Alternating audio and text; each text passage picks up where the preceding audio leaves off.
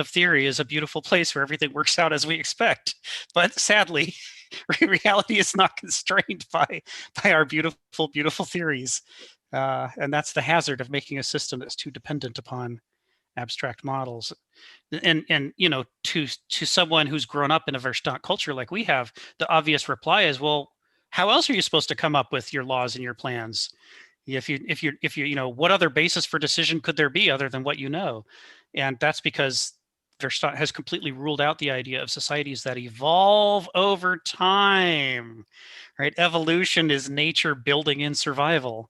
The systems you may not understand why it's surviving. You might not know what the spleen is for, but it's in your body for a reason. It turns out people with spleens survive better, even if you don't know why and you wouldn't have put it there. So there is this hazard if we go through all of our societies and rip out everything that we can't explain and say, well, that's not part of my plan, so I'm ditching it, and I will only be left with things that make sense. We form societies that collapse the first time they run into something they weren't planning for. Whereas these, when we look at the people that we call primitive, the cultures that Europeans, conquered all over the world and ripped off and enslaved, another way to say primitive is evolved. They evolved they may not have big theories about why they do the things they do, but they evolved over time. They survived for hundreds of thousands of years, which is more than we could say for modernism, which has only got 500 years and counting going. So there is the power of nature, the power of the unconscious, the power of evolution to build intelligence and wisdom into systems, even when we don't understand what it is or how it works, that a naturalist or a Noetic or an ancient would have to respect, but that a modern sees with contempt and tries to get rid of. This problem was discussed in Plato. I think Socrates suggested that you can't build a government, a society based on law. You have to have a person that is able to make decisions irrespective of the law, because laws can't, once you put laws into the institution and they don't change and you conduct yourself, make judgments according to those laws, it's not going to work. You start to abstract your decision making away from nature and into this sort of pseudo nature we've generated for ourselves. Right. Which is intriguing because in saying that, Plato is basically refuting the entire premise of modernism, right? Isn't our government premise a nation of laws, not men? Because men are corruptible, but laws can be perfect. You just if everybody would just follow the law, there would be no corruption. That was the premise that was used to overthrow kings and tyrants, right? But of course, what it left out is, but who makes the law and who's bought and sold them? The law could be just as corrupt as everything else. It's just systematically corrupt instead of personally idiosyncratically corrupt. which is better? I don't agree with that. I mean, we've just lived through 4 years of flagrant disrespect for the Constitution. So that's a little bit offensive to me. I'm sorry. Well, he didn't just disrespect the Constitution. He also passed executive orders left and right. So he made rulings that systematically organize our society to tear apart the social network. He didn't send guys out with guns, although he thought about it. Yeah, the problem there isn't really about systems. The problem is really about individuals and being corrupt. Well, I could give you a clearer example. I mean, modernism typically wants to argue that logical systems are where the virtue is and individual subjective corruption is where all the bad stuff is. But in Nazi Germany, right, it was legal to round up the Jews and execute them, and it was illegal to try to stop that. That was the law. That was the system. I'm a great fan of subjectivity. I really am. But I'm not a big fan of corruption, of immorality. Me either. Yeah. So when, it really, I think it's a tool that is used, by whoever wants to. It's the corrupt force behind whatever's happening that is the problem, and not really the system. I agree. From my view, I agree with you 100% about that. And I think it's where the Achilles heel of modernism is that modernism was based on the premise that if we were just systematic enough, that would drive out corruption. They were reacting against the intense corruption of individuals with too much power, kings, right? And also the church. popes and cardinals and bishops. They were seeing individuals who held too much power as being too corruptible, and when they were corrupted, it just spread across society in a wave, right? We all see Nietzsche went after that. We all see that, right? Power corrupts, power makes stupid. We understand that risk, but their response didn't actually solve the problem.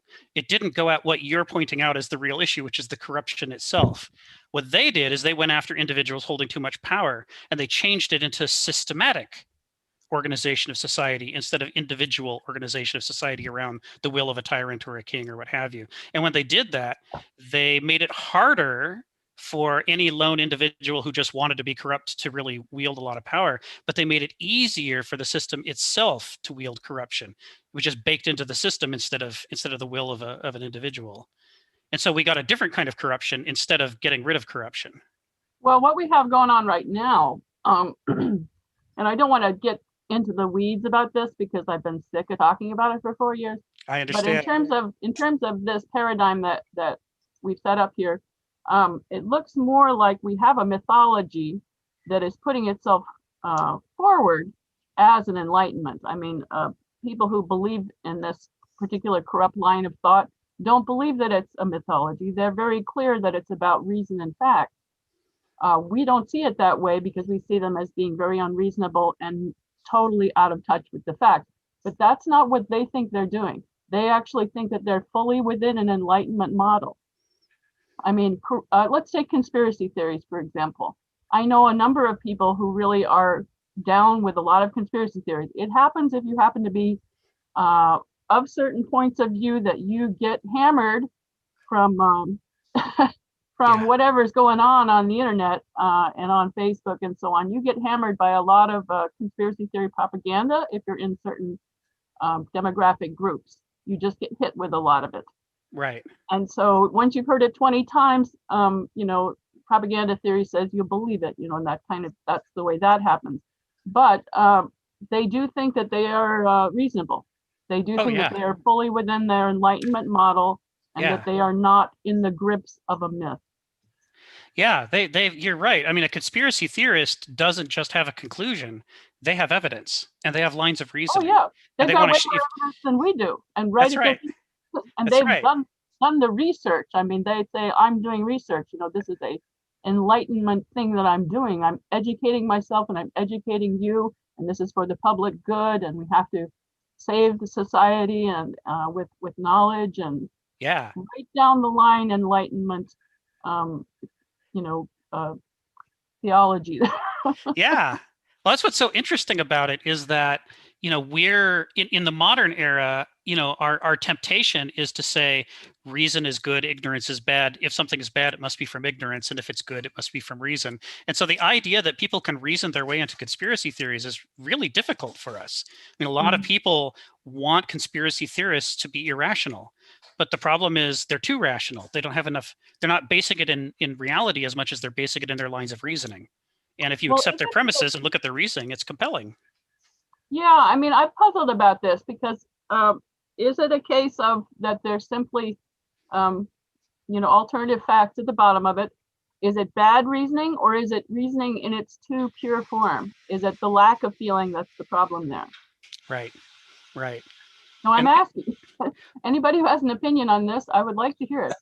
You have to know some of these people, though, to really I do. Talk about it. Yeah. I do. I collect people. We all people do. are interesting, right? It's hi Hannah. It's not really nice to call them these people because this is like half of America. This is us. Well, and what they're doing, although we don't like to admit it, is the same thing we're doing. We're just doing it about different things and in a different context. This is the thing about the Achilles heel of the modern order's focus on reason is if you load up your reason with the right premises, you get somewhere healthy. But if you load it up with the wrong premises, you get somewhere unhealthy. And it's the same process you're using in both cases. And so part of the danger for us is, what makes science powerful is when we tether it to empirical investigation to weed out the bad premises. But the way that we structure what we call science in the modern order, most of us aren't ever doing any actual science. We're sort of science consumers. Somebody else does science for us, and we partake of the products of their work without actually having done the science ourselves to see if it's true or not. And so thus you get this double, the kind of peer review of the articles published in Nature that shows that half of them were not able to be replicated once they were. Yeah, that's the example I was going to bring forward.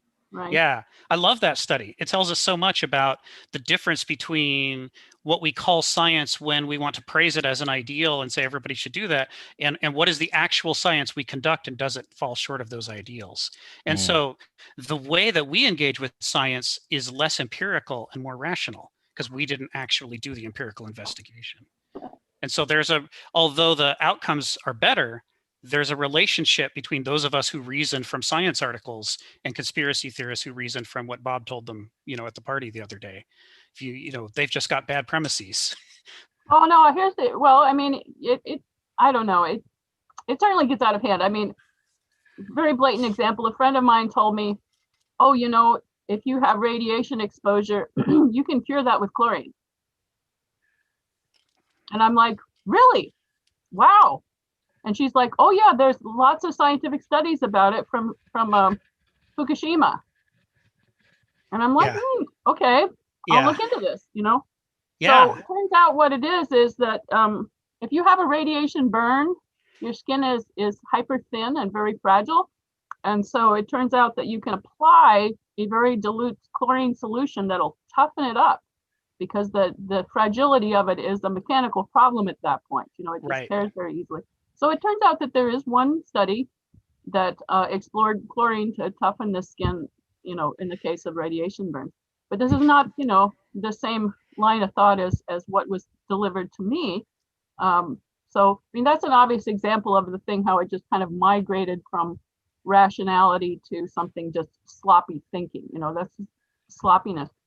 But I think the essential thing with the way people are misled today is much more mythological. There's more of a mythology behind it. I mean, I think conspiracy is paranoid mythology, and that's all. It's paranoia. And if you are the most powerful country in the world, everybody is out to get you, and you have a good reason to be paranoid, because you're rich and you don't give a fuck about anybody else. So yes, they're out to get you. That's probably true. So why don't we turn this to the text that we're going through this week, which is from the Mythos and Logos book that David and I are putting together of Kenneth Smith's writings. We're in chapter 4, which is Mythic Desperation, and we're in the opening section called Gnosis and Noesis. What we're going to find, to Hannah's comments in the chat, is that what Anna's been talking about is directly relevant, because Gnosis and Noesis are different modes of thought that you can describe clearly in Greek. You can even describe them reasonably clearly in German as Begriff versus Verstand, but you can't describe them clearly at all in English. We don't have words that mean what Gnosis and Noesis mean. And as a result, English speakers have no linguistic framework for understanding when we slip from one to the other. We don't even notice. We can think that we're engaging in empirical reasoning while we're actually engaging in absolutely abstract reasoning and not notice. We don't have the words, we don't have the concepts. We don't teach this in kindergarten or anywhere else. Even PhDs coming out of college with as much education as we can pile into them never get clear distinctions between Gnosis and Noesis. So when they are thinking, they don't know what they're doing. They are unable to make the essential distinctions that you can make in Greek and German. And it makes it so easy. You can think that you're doing an evidence-based thing and actually slide into a conspiracy theory without ever having noticed that you did it, because it's all noetic. It's all abstract. It's all based on lines of reasoning from premises that seem reasonable and might be compelling, but actually have nothing behind them. No reality. They're not centered in concrete reality. And we don't understand the danger of noesis. We don't understand what happens when you aren't centered in gnosis, when you aren't focusing on concrete reality and being very careful about how you abstract from it. There's this whole set of risks associated with it. But we engage in noesis blithely, excitedly, passionately. We just throw our formulas and our mathematics and our lines of reasoning around without ever having any of what ought to be kindergarten level basic fundamental sense of danger about doing that. We ought to be going, well, crap, I'm really flying off the handle here. Where's my evidence? Where's my reality? Where's my concrete experience that I'm basing this on? That doesn't even occur to us. We're just not raised that way. So as we dig into this essay, what we're going to find is, all of these issues that you brought up are just, they're all over this. Kenneth uses this framework a lot to talk about current events. And this is how he does it. He says, look at what's being missed here. Look at what they're not seeing. So let's dive into the text. I hope you guys have it handy. It's been posted for the last 3 weeks in the meetup chats. Yeah, we got it. Excellent. So right off the bat, he's going to challenge that use of the word myth and mythology. He's going to say moderns by myth mean a lie. They mean a compelling story that's a falsehood. And that might be used productively, but it's a falsehood. And that's absolutely not what the ancients meant by it. It's not what the Greeks meant by it. They meant something completely different by myth. And our use of the word myth is extraneous. Like, we don't actually need the word, because we could just say lie or a fictional story or any of a number of things. But the word myth, the way it was meant by the Greeks, we have no other term for. And because we've overwritten the term myth itself with our modern definition, we don't even have a term for myth the way the Greeks meant it. It's one of our lacunae in understanding ourselves in the world. It's almost absurd. It's almost inexpressible. The idea that you need potent stories that can teach you about the fundamental ways that the cosmos works, including your own human nature, and that you need those before you become a rational person, so that your reasoning will have that as a foundation or an anchor to build off of, and that it wouldn't be possible to make a culture without that, and people might be in serious hazard if they tried to do that. All of these ideas are almost inexpressible under modernism. So myth is just something that's false and compelling. But that's not the way he's using the term here. He's using the term in the old Greek sense. So when he says, myth is the quintessence or ultimate archetype of intuitive, right-brained, gnosic, creative thinking, like, half the words here don't mean what we usually mean by them. Right? It's without the background, it's almost impossible to understand what he's trying to say. And the reason it's impossible, he's trying to say something it's almost impossible to say in modern English. So you might remember, those of you who were on last week, that he's using Gnosis and Noesis in an unusual way. Noesis, he's using pretty close to the Greek use of the term. It's the abstract, intellectualizing, logical, formalized reasoning, right? But Gnosis, as we talked about last time, could mean there's at least two different forms of Gnosis. There's the faculty we're born with, which is pretty naive, and every child has it, which is why they're a live wire in the world, why they respond the way that they do to everything that's happening, because they're very driven by their concrete experience of reality. And it sort of grows over time as we grow up. Before we become intellectuals, it sort of grows into this kind of more fluent, slightly more abstracted, but still pretty immersed mode of concrete thinking, where even when you engage in abstract thought, it's never very far from your concrete reality. Right? So you can start planning, that cookie I had was wonderful. Mama, can I have another cookie? You may not even see another cookie in the room. You may not even know there's another cookie. But from past experience, you can abstract the concept of the delicious, delicious cookie that could hypothetically exist, and maybe Mama's got it in her purse. Right? Object permanence. When infants and develop object permanence for the first time, it's a little bit of abstraction away from the gnosic concrete immediacy in which everything is always new. So there is the second level of gnosis, which instead of live wire infantile gnosis, we might call naive everyday gnosis, in which you can do abstract thinking, but it's never very far away from concrete thinking. But a lot, when he's praising it like this, the way he does in this, there's no question this sentence is praise, right? He's associating intuition and creativity with gnosis in this opening sentence. He's using it in a third way. And that's in the way that Aristoi use it, where you combine gnosis and noesis. You use your gnosic holistic capabilities to create wholes again out of your noetic analysis, to keep it centered in reality and to make sure that you're not losing track of whether the whole has organic integrity. This is kind of what he argues in favor of as philosophical thinking.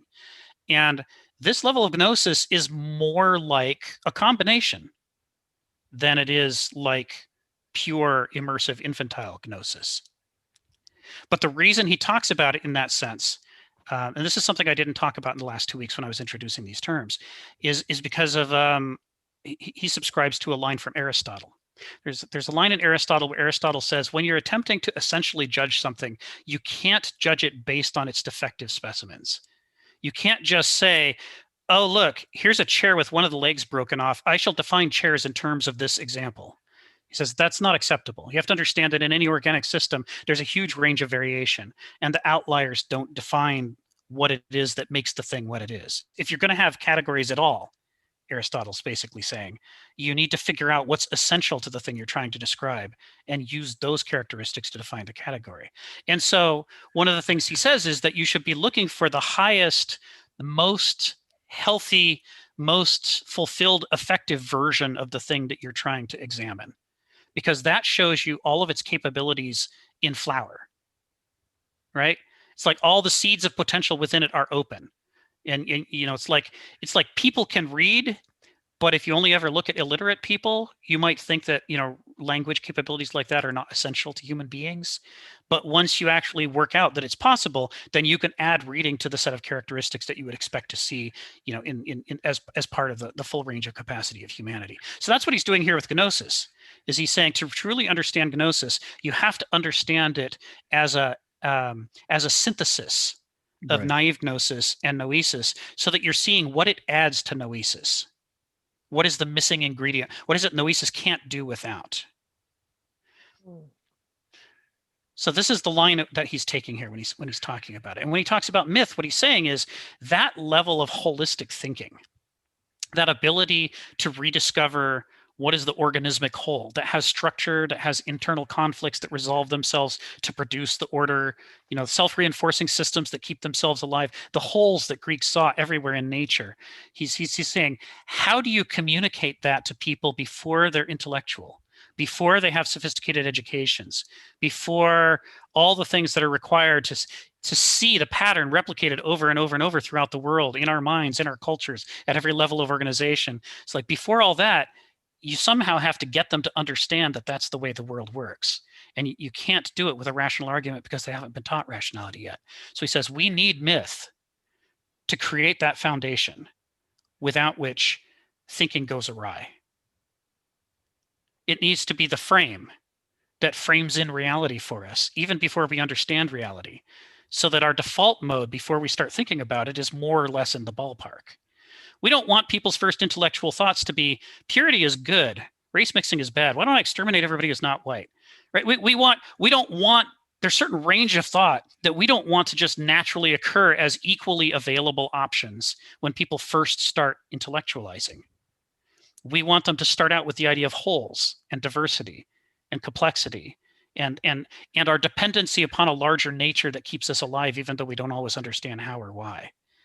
They need to understand that intellect is to be used carefully, not freely, right? You're not free to define other people as unnecessary or as your slaves.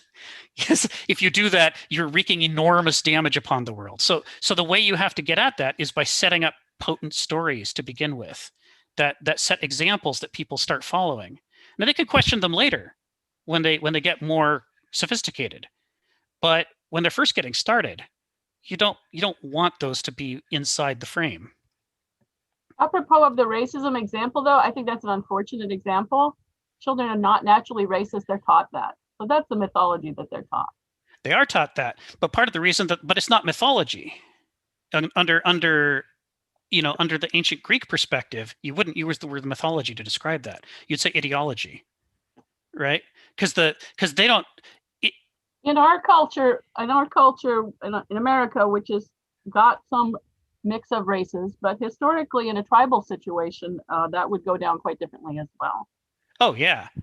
Yeah, it's really interesting looking back in history at the way people did or didn't see race at all historically. The Greeks were obsessed with what your culture was, what your religion was, what your language was, especially language. But they didn't care about what color you were. That was like of no interest to them.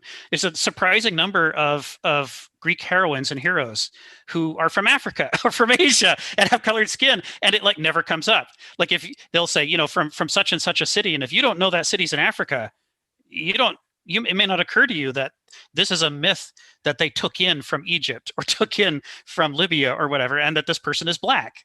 It's just because they didn't care. It was of no interest. And you see throughout the medieval era, the focus is on, especially on religions fighting with each other, and the societies that are built around them, and whether you have a common language and so forth. You're right. The modernist approach to race is really different. We navigate by categories. I mean, whatever you want to do about it, it's kind of there. You know, the left brain is there. Yeah. So Our categories are how real to not get caught up in that, and you know, how to not get defeated by that, or consumed by it, or possessed by it. Yeah, that was the purpose of myth in the ancient Greek mode. The purpose of myth was to make it easier to avoid slipping into the trap of thinking in terms of categories that are deadly or dangerous or otherwise unreal. That there would be, it's like when you're driving down the highway, you know, you don't need someone to put in those speed strips along the edge that will make your tires make noise. You could, in theory, drive just fine down the highway without those. But the truth is, people aren't always paying attention. Sometimes they're sleepy or distracted or what have you. And having those little strips along the edge that make your tires go brr, brr, brr, is really handy for ensuring that fewer people drive off the road and, you know, get involved in accidents. So you need some kind of cultural speed strips, if you will, in the way that people, you know, conceive of the world, so that they don't accidentally veer off into these things. And I don't like your metaphor though, because I mean, it's a sucky metaphor. I agree. Well, culture is the one that says there are roads. I mean, culture is the one that says that landscape is not, you know, itself. Culture is the thing that tells you that go down this way because this is the way we do it, you know. But it's not that the rest of the world isn't there, you know. It takes you down certain ruts, you know, rutted paths. Well, that's the goal there. The goal with myth is to pre-format the brain in a way that tends to be healthy before they get started. Okay. So, or like the term. Go ahead, Richard. Instead of speed strips, like guardrails, I know that's kind of like, you know, the metaphor kind of used in different places. Guardrails. Same thing, really. But you're arguing it's not a good way to look at it. Yeah, I'm using bad metaphors, and I'm sorry. I mean, I think that when you're if we're talking about development, so yeah, before they've had enough empirical experience, they're going to be, you know, you're going to kind of guide them with some kind of abstractions.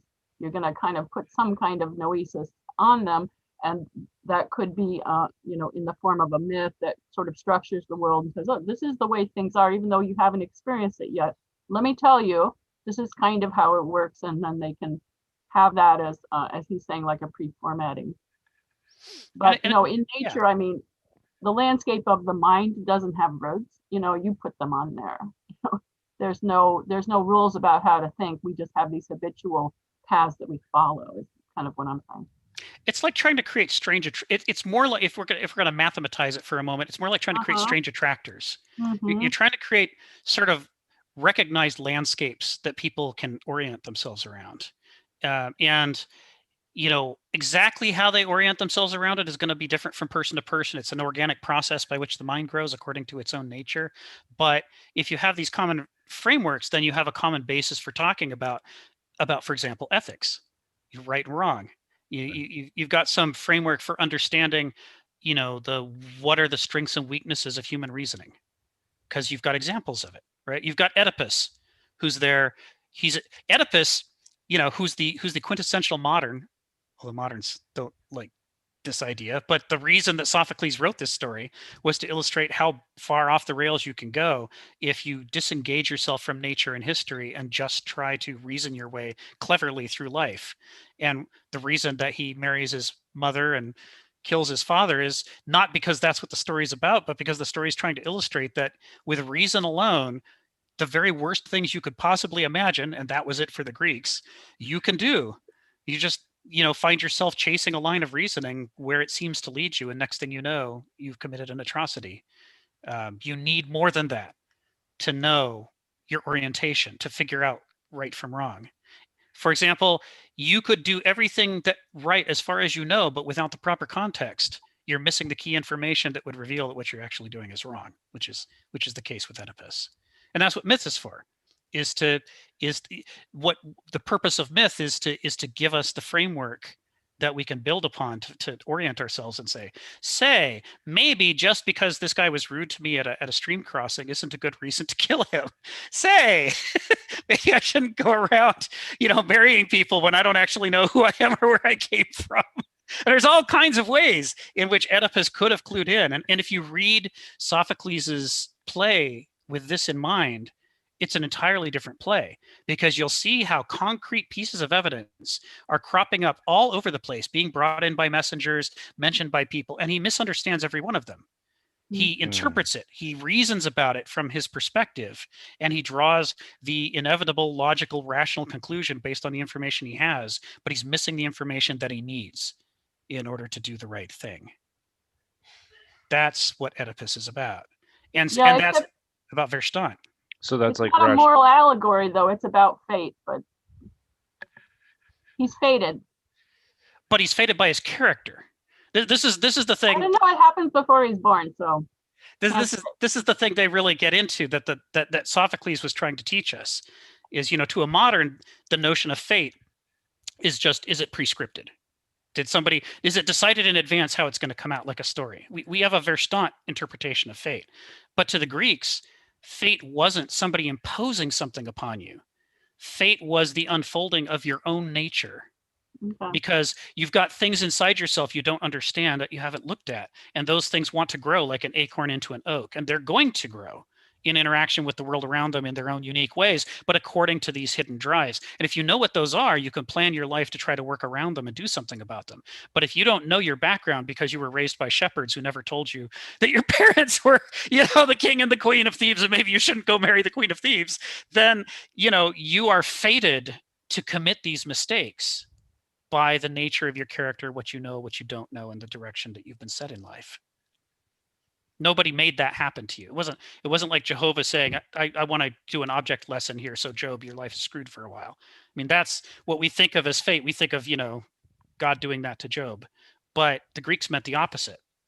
So go ahead. The theory of appropriation, is it kind of, am I often thinking about that and coming into your own rationale? Is that what you're talking about? And coming into maybe expand on that. Give me an example. So basically, I know that you start to reach an age where you start to understand the world, so you're able to put together, extract information, and form your own free will. Like, I don't want to say it's free will, but that's kind of where I'm going with that. Yeah. And that you're forming your own thoughts. So once you have that theory that you're coming into your own, it's unfolding. Yes. Versus something that is actually completely determinist. That's right. And that's my understanding, where the idea, that's why Oedipus Rex was kind of a story about determinism to a certain degree, but it wasn't necessarily, it didn't necessarily follow what the Greeks actually believed. Is that correct? Well, part of what Sophocles was trying to do is illustrate what you're talking about. Okay. So there's sort of the naive level of gnosis at which everyday people might learn the story of Oedipus and tell it around the campfire, and it's just something you talk about. But then there were mythographers like Sophocles who were trying to add the mythic elements to the pre-existing stories and show how, if you actually scratch the surface, you'll see that what happened to Sophocles wasn't just a series of disasters, but was, as you say, sort of the unfolding of his own character, his own teleology, step by step, as he learned new things. And you can read the play this way, in which you see, as he learns a new thing, he adds it to his repertoire, he adjusts his worldview. But the whole thing is sort of this process of unfolding, like the oak from the acorn, according to its own logic and rules. It's also a story about a self-understanding or lack of self-understanding. Yes. Tragedy, right? And it's kind of apropos that Freud would incorporate that into his psychology, and and we're all kind of like, born with that kind of complex of the potential for tragedy within our own life, and unless we understand ourselves, we're gonna, encounter these same problems or similar problems. Yes. Right on the money there, James. I mean, it's part of what's so difficult for moderns reading these things is we believe in basically a abstract intellectualized model of the cosmos in which things just happen because they happen, because it's a world of coincidences and mechanisms. There's like natural laws making things happen and they just bump into each other randomly for no reason. None of it means anything. And part of the that kind of meaninglessness of the cosmos that we impose upon it, we impose upon ourselves too. And we impose it ironically in the form of freedom. We say, well, you can do whatever you want.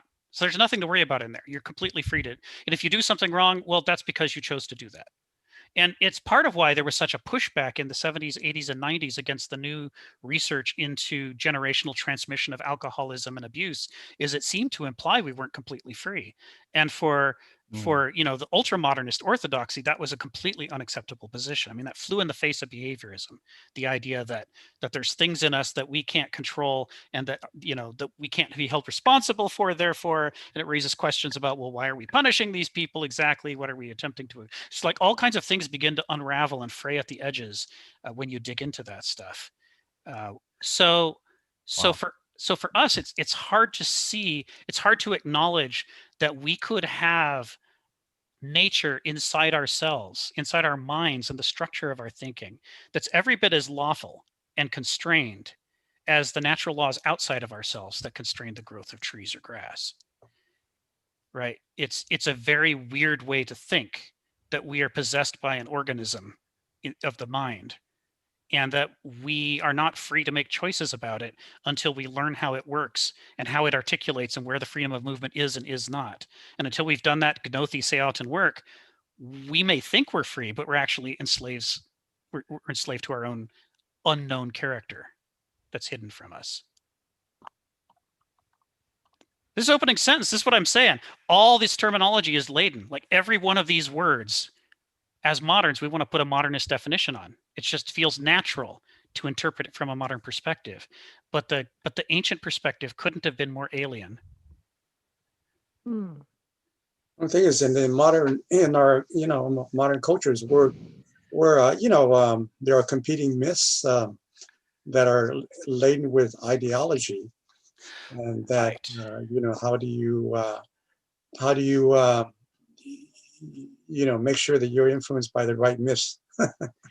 Well, and this is where the argument really gets interesting, because from a modernist perspective, a myth is any old compelling false story, right? That will do. Whereas from an ancient perspective, almost all compelling false stories aren't myths, because if the myth isn't serving to expose the lawful, organized structure of the cosmos to us in a comprehensible way, to get us started correctly in life so that we can make a healthy culture, then it's not a myth at all. Any more than somebody saying lub dub isn't a heartbeat. It's just some guy saying that. Right. It's like there's a difference between the thing that looks like it or resembles it or has some surface qualities and the thing that actually serves the function that keeps us alive. And from the ancient perspective, myth keeps people alive, keeps cultures alive. You can't have a culture without myth, but you can have an ersatz substitute, an anti-myth that serves on the surface the functions of myth while actually making us dependent and sick instead of healthy and interdependent. Sharon, you had your hand up. Yeah, as a non-philosophy student, yes, having read this essay, and after I read about Gnosis and Noesis, right-brained and left-brained, at about the sixth paragraph, here's a sentence which I think kind of summarizes it. Oh, let's go there. And I'll read it. It says, myth as a modality of mind to which the entire superstructure of the mythos culture is anchored, and out of which its cosmos of concepts and reasons and purposes is elaborated, is one of the most fertile and prodigious of these logically eclipsed or dethroned world forces. Yes. What culture is, and what values it is harnessed to, and what ultimate range of personality types it subserves, is radically transfigured from the mythos to locus culture. Now, I Yes. thought that kind of summarized his initial differentiation and elaboration of the two different types of personalities. You're right, Sharon. Right. That's right on. Right on. And then he goes on into the Gnosis and the Aristoi and talks about the different institutions that molds us, the academia, right? So myth in the modern sense seems to have a lot of, I don't think it's ideology, it's just sort of competing facts that adds to its construct. Mm-hmm. Mm-hmm. And that's my non-philosophical interpretation. It's a great interpretation. No, that's right. These two sentences you've picked out at the end of that paragraph. They are him attempting to refute what moderns mean by myth, by culture, by values, by personality. Almost all of the key nouns here have been reinterpreted in terms of this ancient perspective on myth, that to such an extent that it's very hard for us to get our interpretation out of the socket of the mind that it's stuck in, the Noetic, ultra Apollonian one that we're stuck in. And just for a moment to even be able to consider what we look like and what the world looks like if you look at it from that other perspective. And that difficulty is the whole point.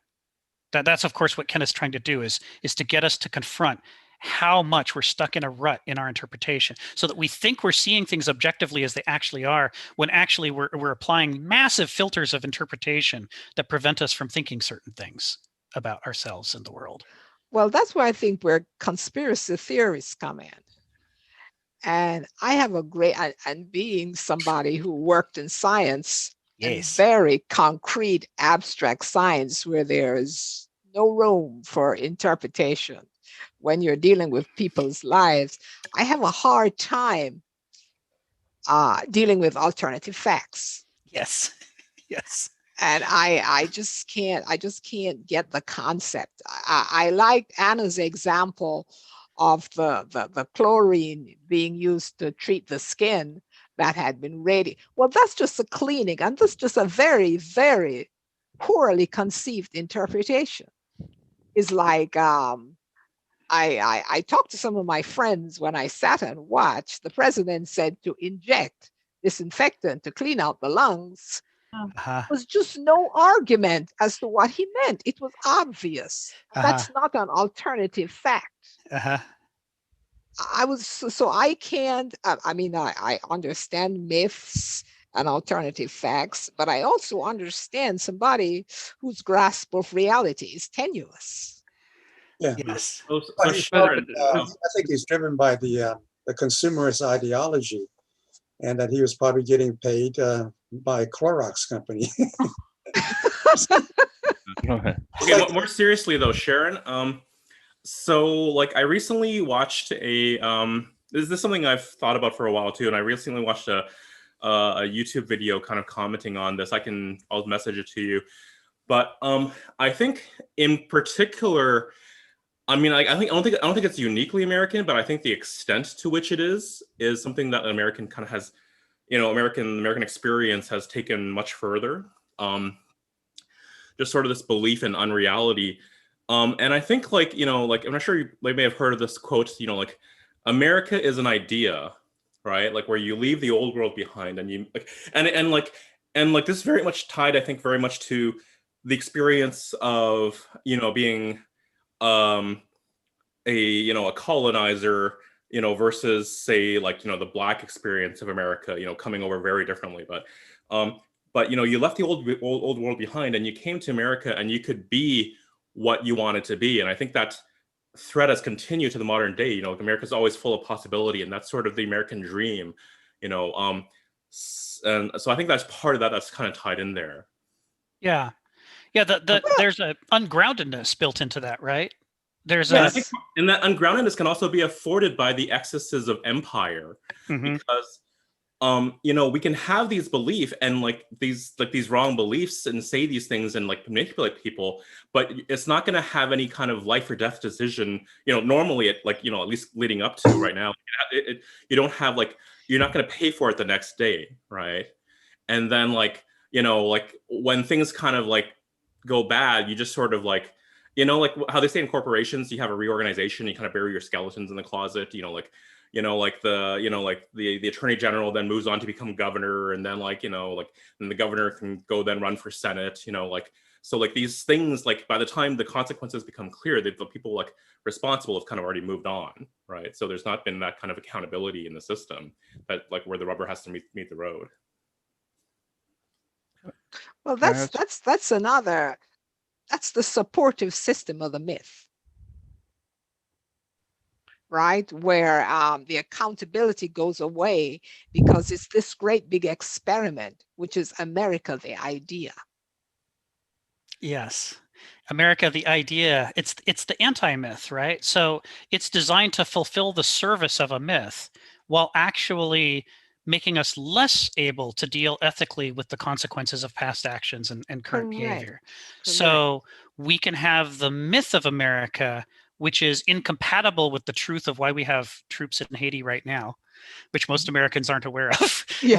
Why is Haiti so poor? Well, in order to answer that, we have to erase things, right? To make things invisible to us so that we can preserve the anti-myth that we've developed of this kind of ideal Verstand world. If it were a true myth, instead of disengaging us from reality and the important things that are happening, it would be plugging us into the real things that are happening. Like if a myth that related to Haiti would be the myth of how voodoo and the people involved in voodoo were able to put together the uprising that ultimately cast off the slave owners on the island of Haiti. We might be talking about why were they able to do it? Why could people with so few resources who were so constrained be able to break free from one of the most powerful countries in the world dominating them? That's mythic. Right? What is freedom? If we want to know it in a concrete sense, we have to measure it in terms of how do you get your freedom when you have so little to work with? That would be a potent story about freedom. But an anti-story about freedom would be, don't worry about it. Freedom is your birthright. You were born with it. There's nothing to think about or see here. Move on, right? Which is what we teach Americans. You're free by fiat. When it says the mythos culture is anchored, does that have anything to do with maybe cognitive bias? Essentially, that we're anchored in certain parts of reality, and then we make up our own myths from there. Like it's the same like kind of decision sciences, how we make our judgments. Right, we're anchored in something that, that is a myth. But then this is how it's the basis for every other decision that we're making. Does that make sense in a way? Yes. He's trying with the use of the word anchoring there. He's trying to tie three things together, and one of them is the mentality, the mindset of individual people as they think. What's the pattern of thinking that we do? Yeah. And the second is the culture itself and the stories it tells and how it organizes itself in such a way that it makes sense to think that way if you live in this culture, and vice versa, that the people who think this way could build this culture. So there's an organismic interdependency between the parts and the whole, the individual and their culture. And then finally, anchoring to the cosmos, to nature and its lawfulness, so that our basis for organization is on how things actually are, instead of in kind of fake stories like you're all born free and don't have to work for it, or don't look at Haiti, there's nothing to see there. There's this kind of abstract stuff that we anchor ourselves in American culture, which is the opposite of what he's talking about here, where they detach us from reality instead of anchoring us into reality. So then what that means is, if it's not anchoring you to reality and to each other and into these ways of thinking, then it isn't a myth. It's something else. It's an anti-myth or substitute. Well, here he says. No, go ahead, Sharon. Well, here he says abstractivism is in actuality a form of local anesthetic. Yes. But what I found very interesting is where he took the left brain and the right brain and kind of broke it down as to how each personality type dealt with the myth. Yes. And I found, I would like your comment on that, because where he said the left brain or noesis is capable of being critical of the naive sympathies and subjectivism of the right brain, gnosis. Mhm. And I believe that no one is completely left-brained or completely right-brained. That's right. It's a continuum, and you operate predominantly on either side of your brain, depending on the situation, right? It's situational. So I found that I disagreed where he was talking about the left brain is just is incapable of being critical and almost intolerable of the right brain. I want to know if I'm interpreting that correctly. You're right on. Well, what he's doing here is not trying to tell you when he talks about left brain versus right brain, he's describing them in their pure forms in which they don't actually occur in human beings. Correct. So that we can see what their prejudices are towards the way that they approach the world.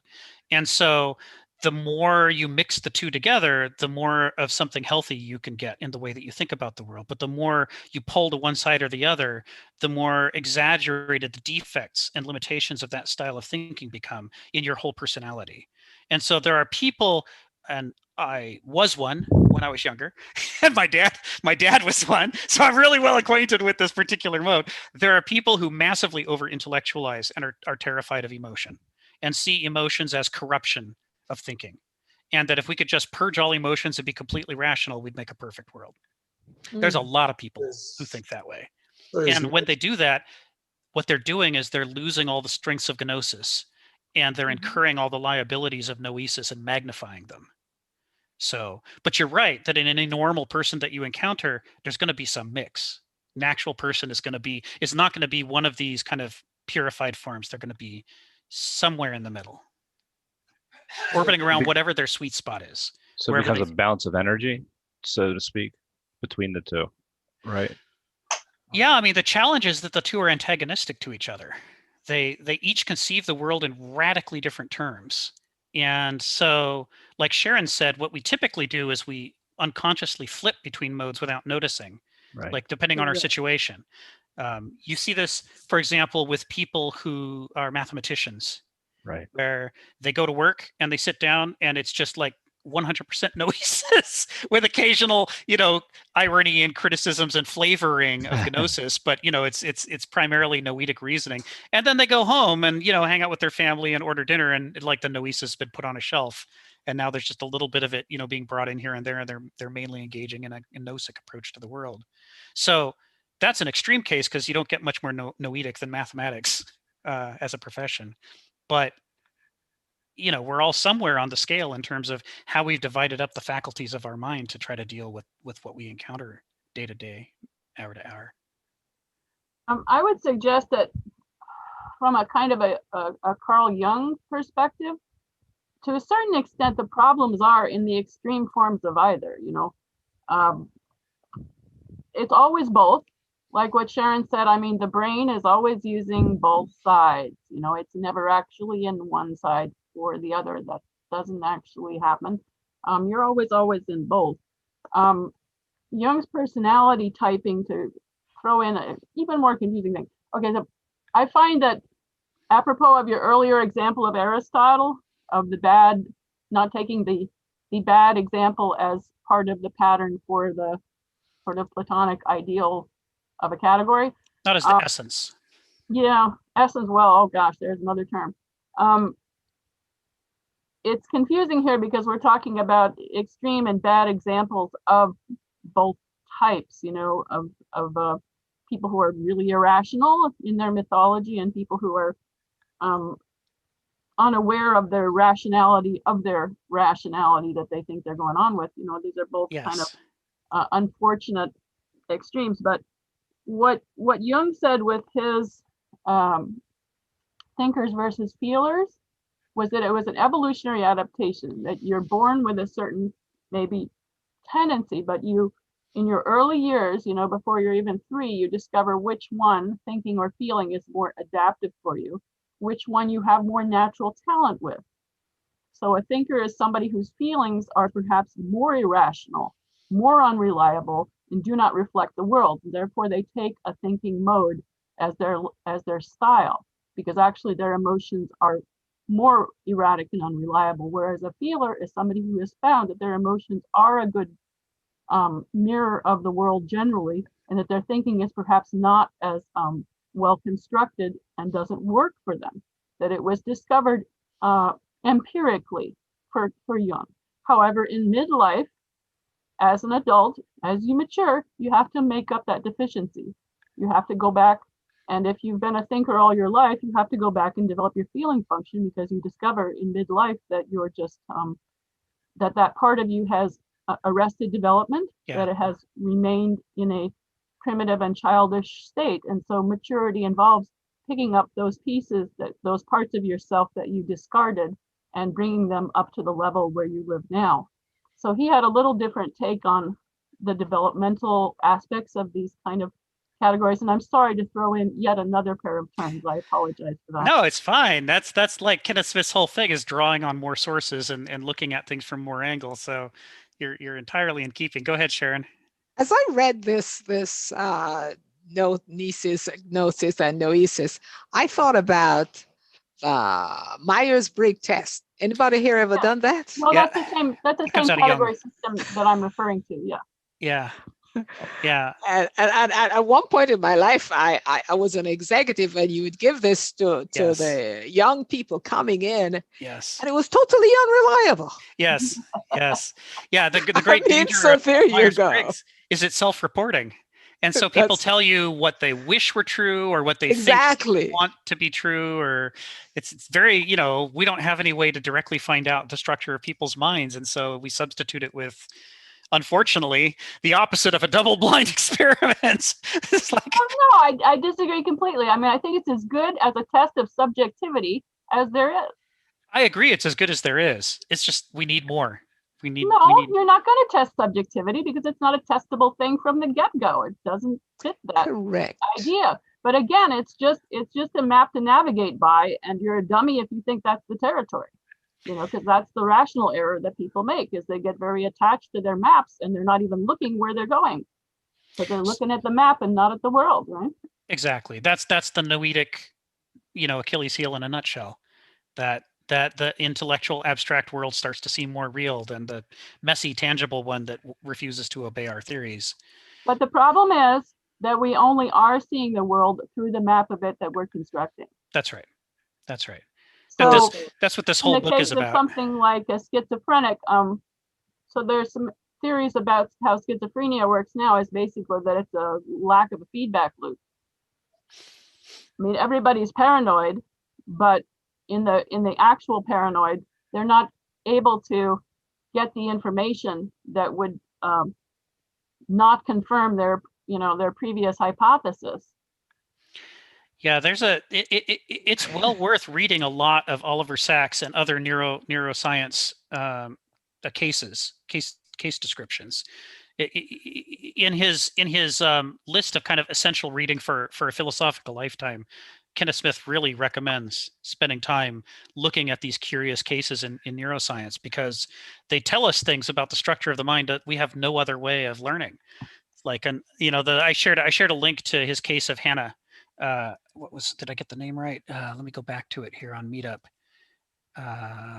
It was a musician who was losing her ability to form wholes with her mind.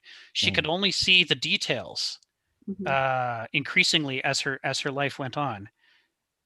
Yeah, case of Anna H. The case of Anna H. from 2002, and it's just fascinating to see what happened.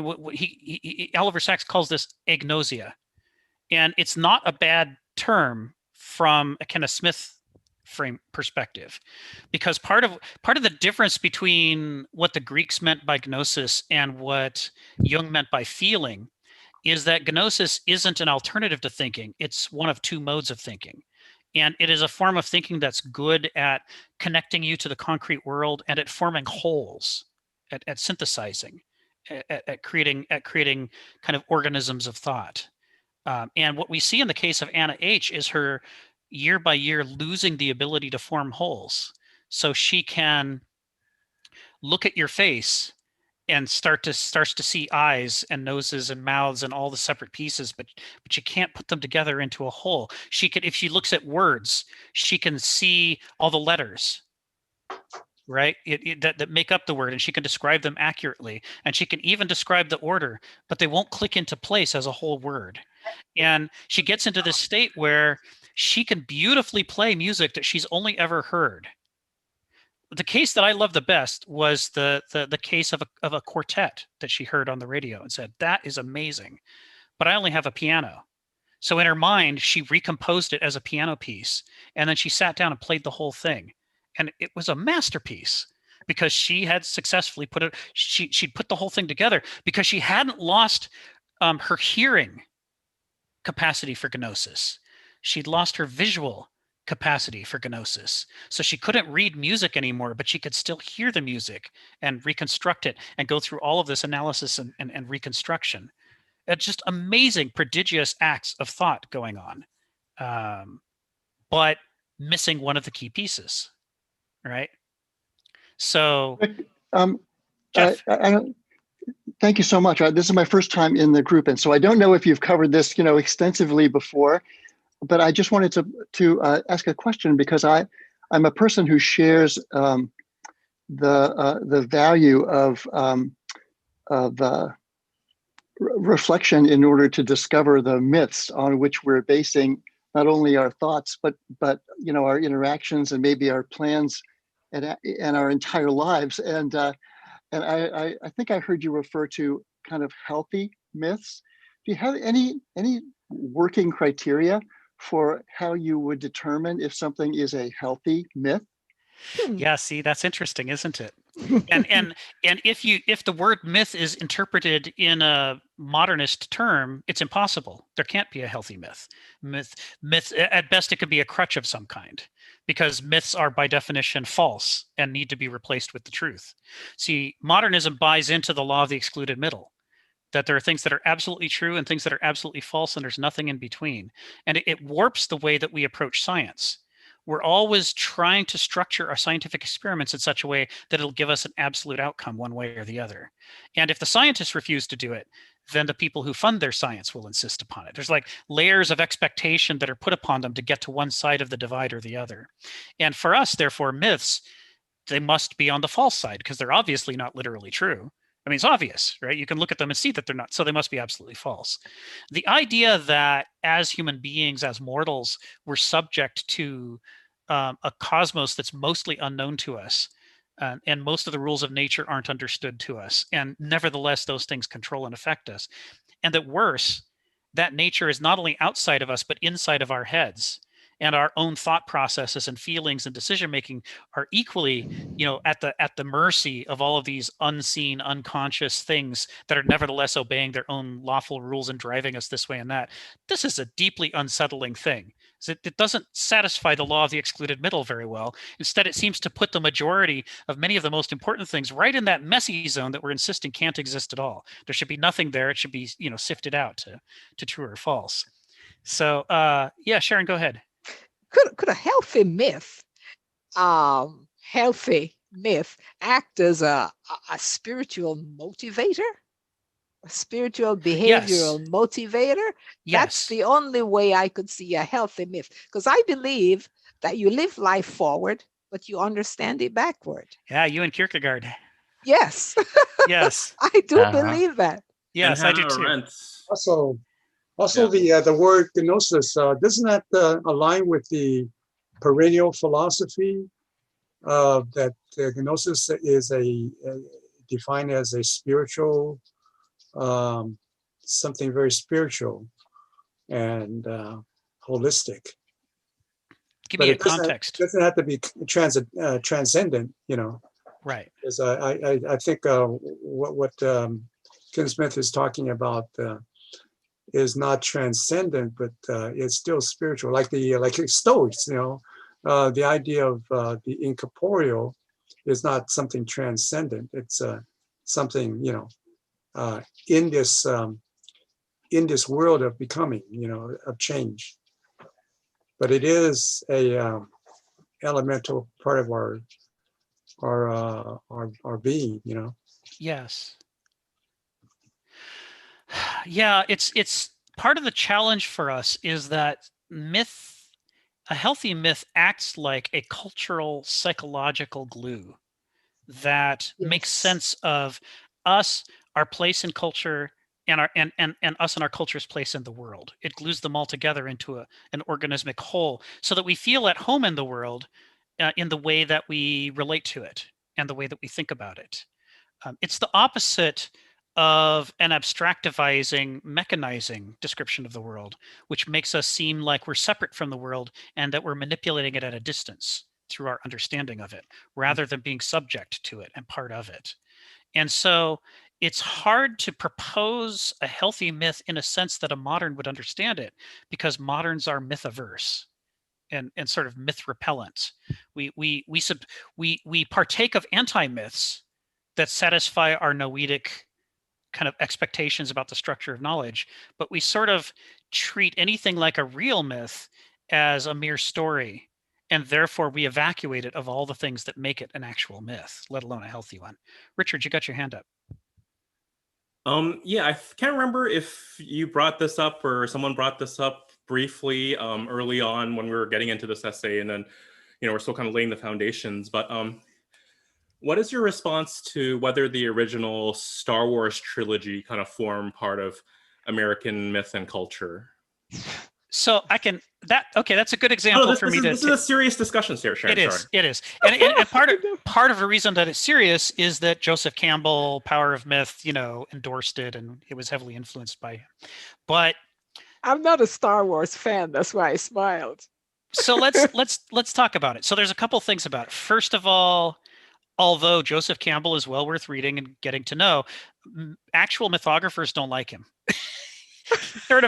He's like wildly abstract in his approach to mythology. Instead of talking about specific myths of specific people in specific contexts, he likes to talk about these overarching patterns of mythology that he asserts are all over the world. And the danger of doing that, first of all, that's a Verstand approach rather than a begriff approach. It's noetic instead of gnosic, and therefore it suffers from the Procrustean bed.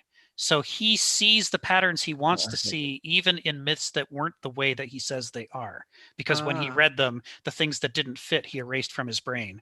And the things that weren't present, he put in there in order to make it fit. So, the problem, therefore, is that the massive endorsement of Star Wars that you get from from Campbell is it's a noetic endorsement of a noetic form of mythology, almost an anti-myth.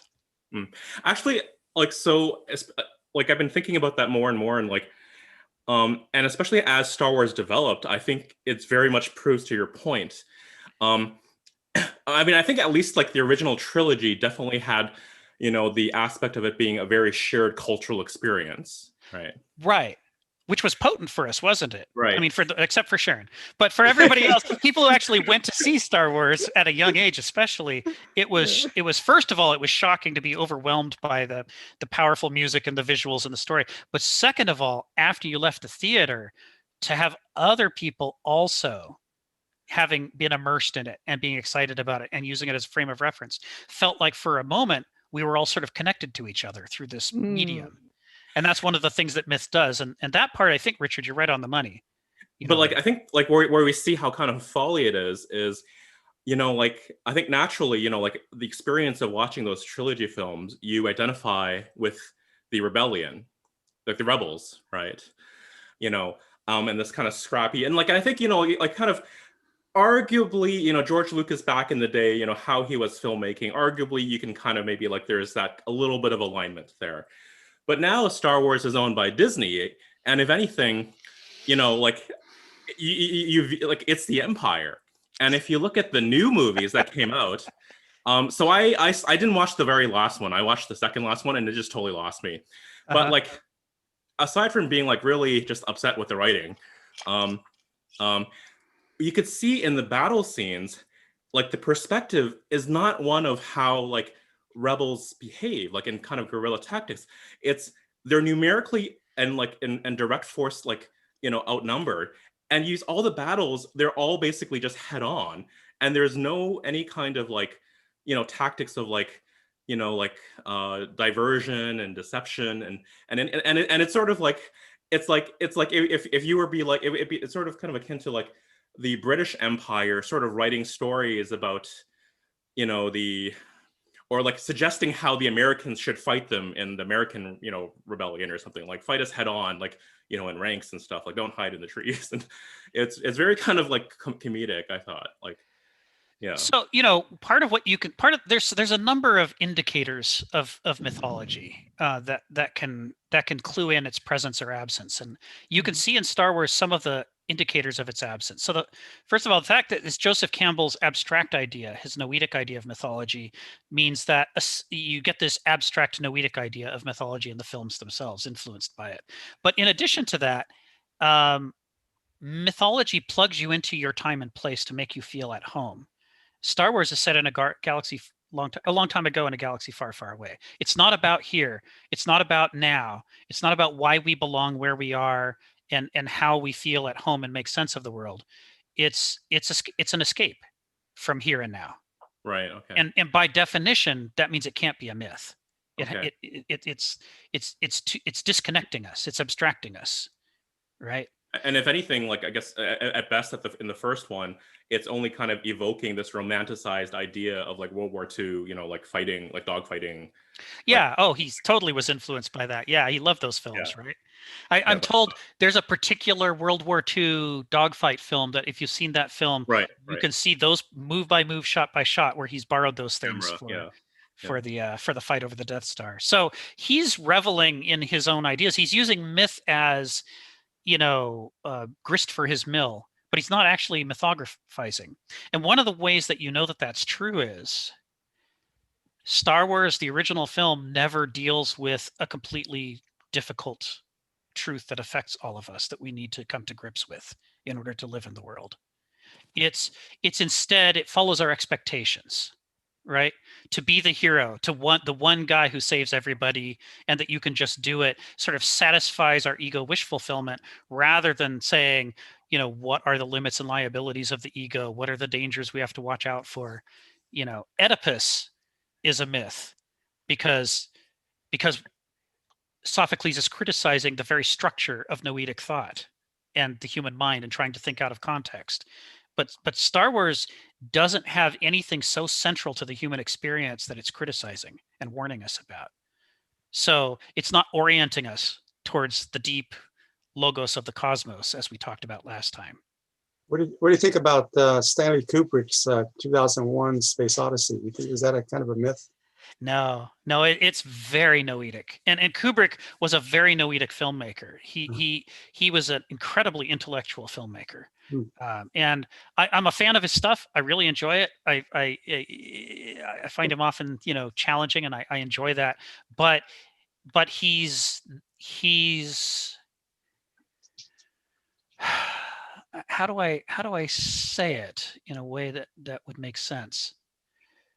I'll give you an example. In The Shining, which is another classic Kubrick film, the characters are who they are from the beginning to the end of the film, right? From the very first moment that we see Jack being interviewed for the job, he's a little crazy, right? Jack Nicholson is playing him a little wide-eyed, a little like, I'm not sure I would hire this guy. He seems a little on edge. It's like, I may not hear the soundtrack out loud, but I feel like somewhere behind the way he's looking at me and answering his questions, there's an urgent, difficult soundtrack going on that's alluding to what's going to happen later. The characters are sort of passively going through the experience. And what he's doing is he's using the brilliance of his cinematography and the structure of the plot to obscure the fact that these aren't actual characters. They're not actually transforming dramatically over the course of the story and becoming somebody new in a way that reveals fundamental human truths about us or places us into the world. And so 2001: A Space Odyssey, again, it sort of lures us out of our time and place into a possible future rather than grounding us in our time and place and showing us a future that is inevitably going to unfold from here if we're careful and do our job right. I think there's some problems here with definitions of myth and versus fiction versus what I would call propaganda, but nice. So um, Yeah, it's So- you know what you're so saying. The I- definitional with problems are all over in this. the comments, I said, if you think you're not in a myth, that means you're really in one. It has, I mean, from what I understand from the Jungian perspective on this and so on, it's kind of about the myth that's running you is the one that you don't see. So it's something like Star Wars, which was very much constructed, self-consciously and deliberately to be a myth, that's propaganda. And it was nice, everybody falls for it because it definitely pushes your buttons, some of your collective unconscious archetypal buttons, but it was propaganda because it was very much, designed to manipulate you, in that way. I think decent fiction, and you're sort of getting into the territory with what you just said, Rick, of defining what literary versus genre fiction. The definition is that in a literary fiction, it's character-based and it has to do with the evolution of the character. Genre fiction, like adventure stories, are about what happens to a person. There's not really their will or their self-development is not part of it. But I think any decent work of fiction, and I also think we got to throw in the mix the book *Sapiens*, which is all about this. What's the book? Fiction. What's the title? Sapiens. *Sapiens*. It was Yuval Harari. Sapiens. *Sapiens* Yeah. is all about. By Yuval Harari. Very good book. Yes, it's all about humans are storytellers, and that fiction is survival for this species. That's how we survived, right? Anyway, I just want to say something. Go ahead, Sharon, but I want to say one last thing, which is just that if you think you know what it means, it's not a good myth. Uh-huh. The same way with a book. If you think you've got it figured out and you think it's just, okay, I read these 500 pages so that I could get this short lesson that teaches me how to live in a practical way and not to be a bad person and how to be a good person. If it's that simple for you, that's not mythology. That's propaganda, I would say. Before I call on Richard, I'm not about. and then Sharon. Anyway. I actually want to underscore your point, Anna. Before I call on Richard and then Sharon, I want to underscore that point right there.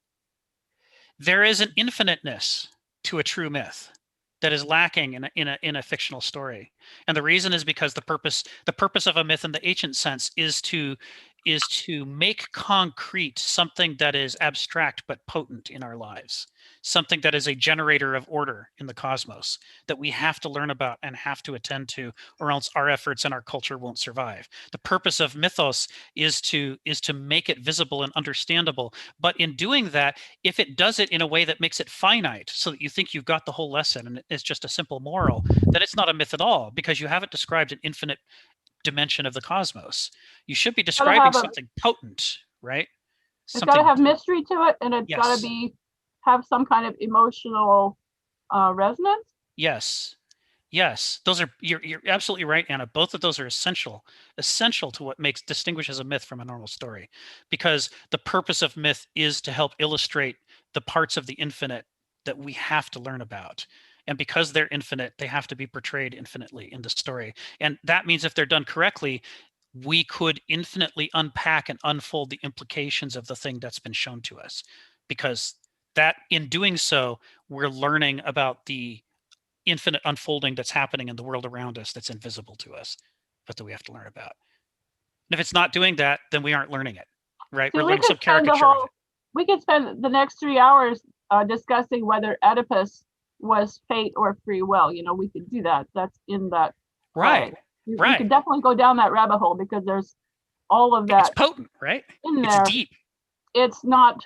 The Jungian concept, which actually comes from Freud, is that you're the tip of the iceberg. Right. You're at what you can see, but any decent symbol or myth has a huge hidden foundation, which you're welcome to explore anytime you want to, and it isn't finite, right? Yes, yeah. So we're talking about good or great literature, then, right? That's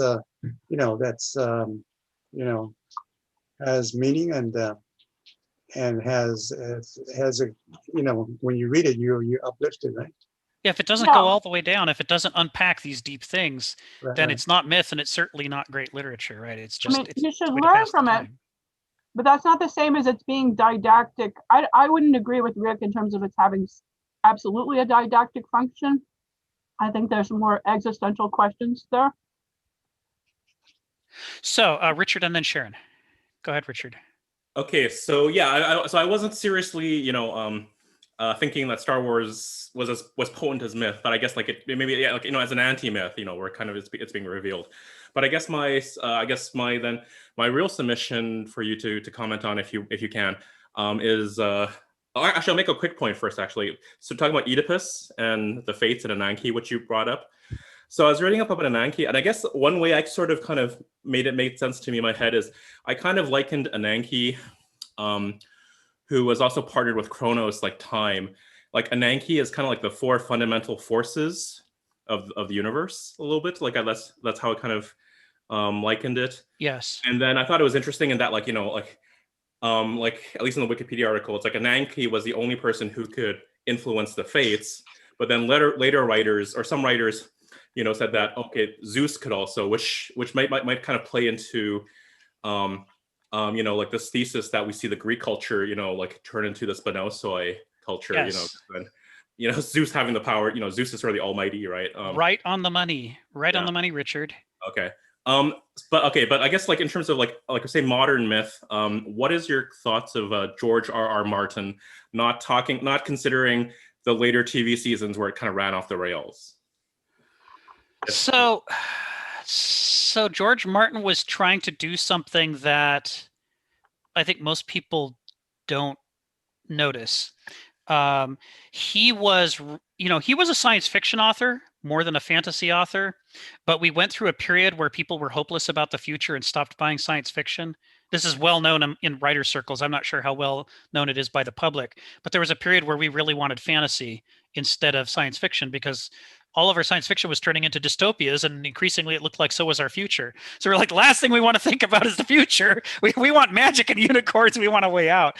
And a lot of science fiction authors turned to writing fantasy during the 90s and early 2000s, just in order to be able to pay their bills because they weren't selling their science fiction. And George R.R. Martin was part of that movement of people who had to find a way to appeal to the appetite for fantasy. And the way he went about doing it was as a refutation of fantasy itself. His argument is that medievalist fantasy romanticizes what was actually a terrible, terrible era, and that if we actually knew what things were like, we would never want to escape back to that era. So what he did is he took the War of the Roses and he fictionalized it. And you can occasionally find an interview with George R.R. Martin where he says not only did he fictionalize it, he had to remove a lot of true events out of it because people would think he was being mean gratuitously, just making stuff up.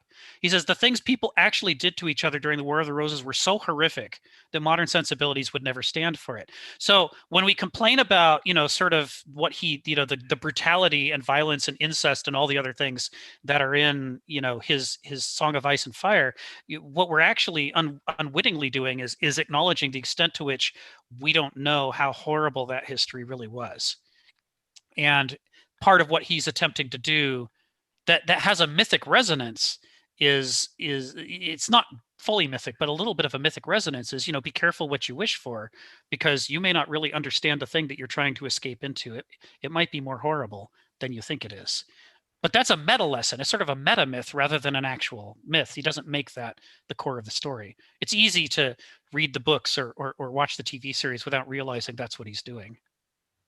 But once you know, you sort of can't not see it. He's basically saying, there are worse things than progress. The things we don't like about the progress of the modern world, there are worse things, and let me show you them. How we used to behave to each other. So, Sharon, you got your hand up? Yes, I was just going to make a comment. I consider myself predominantly left-brained. Yes, and so things or any kind of entity that's really, really abstract gives me a great deal of difficulty. I don't enjoy it. So Star Wars, I think I saw the first one, was not interested. The Matrix, I watched halfway through it. Space Odyssey was not interested. And so Kenneth Smith talked about abstractivism here, and I do Yes. not know if it's the same thing. He says abstractivism is in actuality a form of local anesthetic that only works on its own feeling or intuitive consciousness, like those disinfectants or deodorants that do not counteract odors per se, but rather cripple or benumb your sensory receptivity to them. So Yes. does that mean that it's a form of it's a delusion then? It's kind of delusional as far as myth is concerned, or it's not real, right? Because he says, instead of actually understanding and mastering one's life feeling, abstractivism is normalized or conventionalized modus vivendi that merely draws from its own more primitive strata of. Yes. Now, Yes. that's quite a mouthful. Yes. And I was wondering if that's why I see Star Wars, I get the concept, but it's so far removed from me that I can't assign any utility to it. Yes. Did you back in the 70s, did you watch Roots? Yes. So did I. yes. Was it a yes. powerful formative experience It for was you? a powerful formative too. experience. It's right? concrete, right? Very It's not set in a concrete. galaxy far, far away, right? Yes, correct. It's here and now, and it's dealing with potent, powerful, I have to difficult call you back. things that we don't want to talk about, but that we have to talk about. We have to understand if we're going to move forward, right? Roots Wait really a got into minute. that. Are you arguing that one is more or less fictional than the other? It's not about fiction. It's about mythicism. Yes. I mean, they're both something that somebody, created. They're both human creations. Yes, but that's not where it stops. That's just the beginning of the discussion. We agree so far. But the question is, what kind of creation are they? Exactly. What do they do for us and to us? And what do we do with them? Yeah, How do I they mean, a lot of affect us? people like to read historical fiction because for them, having that hook of thinking that this is based in reality feels better to them. Like they feel safe with that foundation. Part of the critique that we see in the rising indigenous movement around the world is that one of the characteristics of modernism is a real comfort with disengaging from the concrete details of our own history and actions. Yes. And that, if we Well can find said. a happy world to escape into, then we don't have to deal with the consequences of the things that our ancestors set in motion. We can just pretend none of it's happening. And part of what's characteristic of indigenous religion as opposed to colonizer religions is that indigenous religions insist on centering them in a specific time and place and explaining how did they get there, why did they get there, and what are the responsibilities of contemporary people as a result of that backstory. So like the Navajo origin story explains a series of disasters that the ancestors of the Navajo people went through in different worlds before they finally came to the Navajo homeland with all of those lessons intact so that they could be better people than their ancestors were and that they could fulfill the responsibilities that they inherited from the people who came before them. So this is something that Roots does that Star Wars does not do. Star Wars detaches from the real world and detaches from any sense of time and place or any responsibilities we might have towards each other in the world today. But Roots does the opposite of that. It says, look at these astonishing things that have been done and that have happened. And we are the heirs of that history. And the question is that it demands that we ask of ourselves is, how are we going to respond to that history? What are we going to do going forward? It's like not possible to watch Roots and go, well, that was nice, and then just walk away. But it is possible to watch Star Wars and feel that way. Because Star Wars doesn't demand anything. Whether you liked it or not, I don't agree. I mean, because even looking, so you're a scientist, Sharon, neurobiologically, we are hallucinating the world. We're not experiencing it anyway. Everything that we're seeing and experiencing subjectively is something that our brains are constructing for us. So I think there's not as much validity to arguing one fiction versus another for me, because it's all what your brain is giving you anyway. And it's giving you that also based on the structures that you've already created. Your perception is very mediated but it's a hallucination. Everything you're experiencing, it's that anyway. And that was the lesson of Sapiens. You know, that this is also something that binds us together as a society, is our stories. But it's not like that. I don't know. I think one could argue that it's all fiction. So why get? It's whatever turns you on. It's whatever myth doesn't seem like a myth to you. It's whatever myth seems real to you. You know, that's the one that you're living. Well, in I don't think there's as much validity to comparing a story that has, historical fiction versus other fiction. It doesn't make it any better. Sharon, before I call on you, I see Joseph's got his hand up, so let's give him a shot here. Oh, so I have a question from a little bit of ways back. Well, don't change the subject though. Okay, then no, go ahead. Then you guys can keep going. You can go ahead. No, it's fine. I'll wait. I don't know, but I mean, I'm trying to. No, Joseph, you can speak. Everybody's allowed to bring up the things they want to say. I know. So my question was like from a while back, is the idea you mentioned something about the law of excluded metal. Yes. True and false. Okay, yes. well, that totally is changing. The law of what? So They that is. Can I interrupt people, please? Okay. So I was just basically going to ask a question. You said we fund science like that. And so, and what was actually meant by that? And I'm trying to think of that through, because I thought that that plays into a lot of replication issues and things like that we now see. And so that's something that I've been thinking about for a long time. Yes. And I was just wondering if you could expand on that a little bit. Sure. So the law of the excluded middle, is the premise of Aristotelian logic, that the structure of logic is to drive towards a true or false conclusion, so that you know whether what you have concluded is valid or not. And that got internalized into the structure of the theology of medievalism, an absolute notion of true and false. And part of the reason for that was the absolutized nature of God. So rather than these complicated, conflicting gods that we had under polytheism in the ancient order, we had a perfect, pure God who therefore could only have perfect, pure truth, which meant suddenly theologians were in the business of having to dispense perfect, absolute truth. And Aristotle seemed the perfect solution to that, because he gave us a way to separate what's perfectly true from what is perfectly false. And so science was born out of that. Right.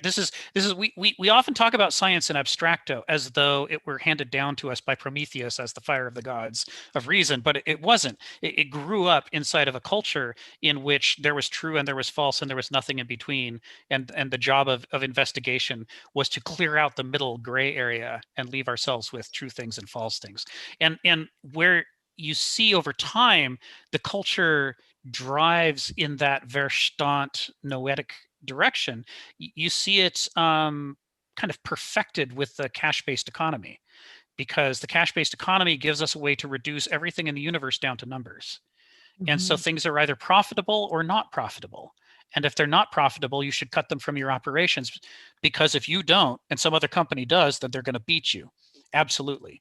So when as funding for science more and more became detached from private foundations and from government in its own right, and increasingly became funded by corporations or by government agencies that had been taken over by corporations, we see science increasingly driven towards the production of profit.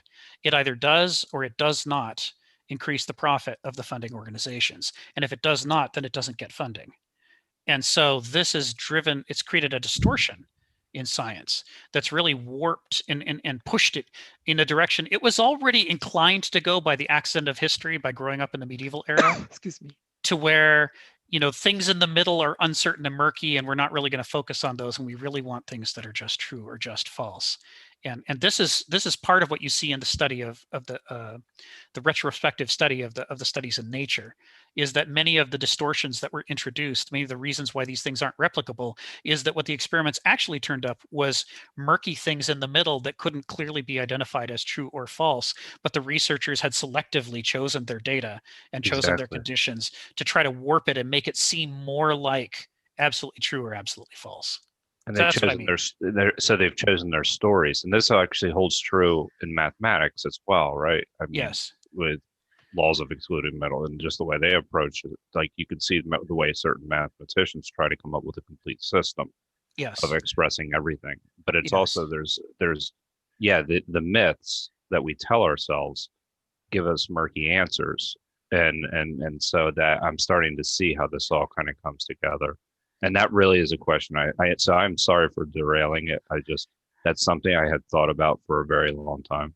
And Can you summarize how it all comes together? I'd love to hear how it all comes together, and the idea that the myths that we tell ourselves, and essentially we create our own truths by making something true or false.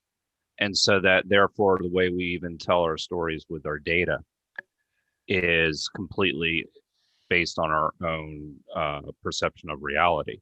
So you can kind of like start to see how myth comes into the idea of analytics, and even comes into the idea of science, and how they all kind of mesh together.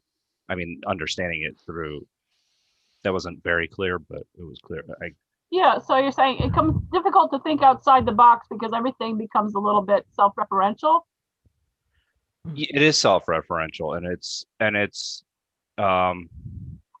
also distorted as well. I mean, so it's distorted externally as well. So, I mean, it's not just within the self, it's distorted from outside forces as well. So Sharon and then Richard. Well, I just wanted to follow up on something that Joseph said, how the myth creeps into our data. When you look at AI, the way we construct our algorithms has some myth involved in it. And that's what I'm taking from what you said. The way they construct the algorithms has myth, because the outcomes from the algorithm sometimes do not match actuality. Right. Absolutely. That's essentially that. The algorithms have a frame. Correct. Still, and that frame returns something that they believe to be true. And that's no different than the way we perceive reality. Correct. So that's kind of the same type of thinking. And that's why sometimes meshing reality, like the framework that we've been given here to use for analysis, gives us a better perception of reality if we're able to use it correctly. A schizophrenic is somebody who can't get the feedback loop going. Right. Well, could be. I don't know enough about schizophrenia. I've got a schizophrenic friend, but I don't understand it well enough. enough. Yeah, it's just a recent neurological theory about it.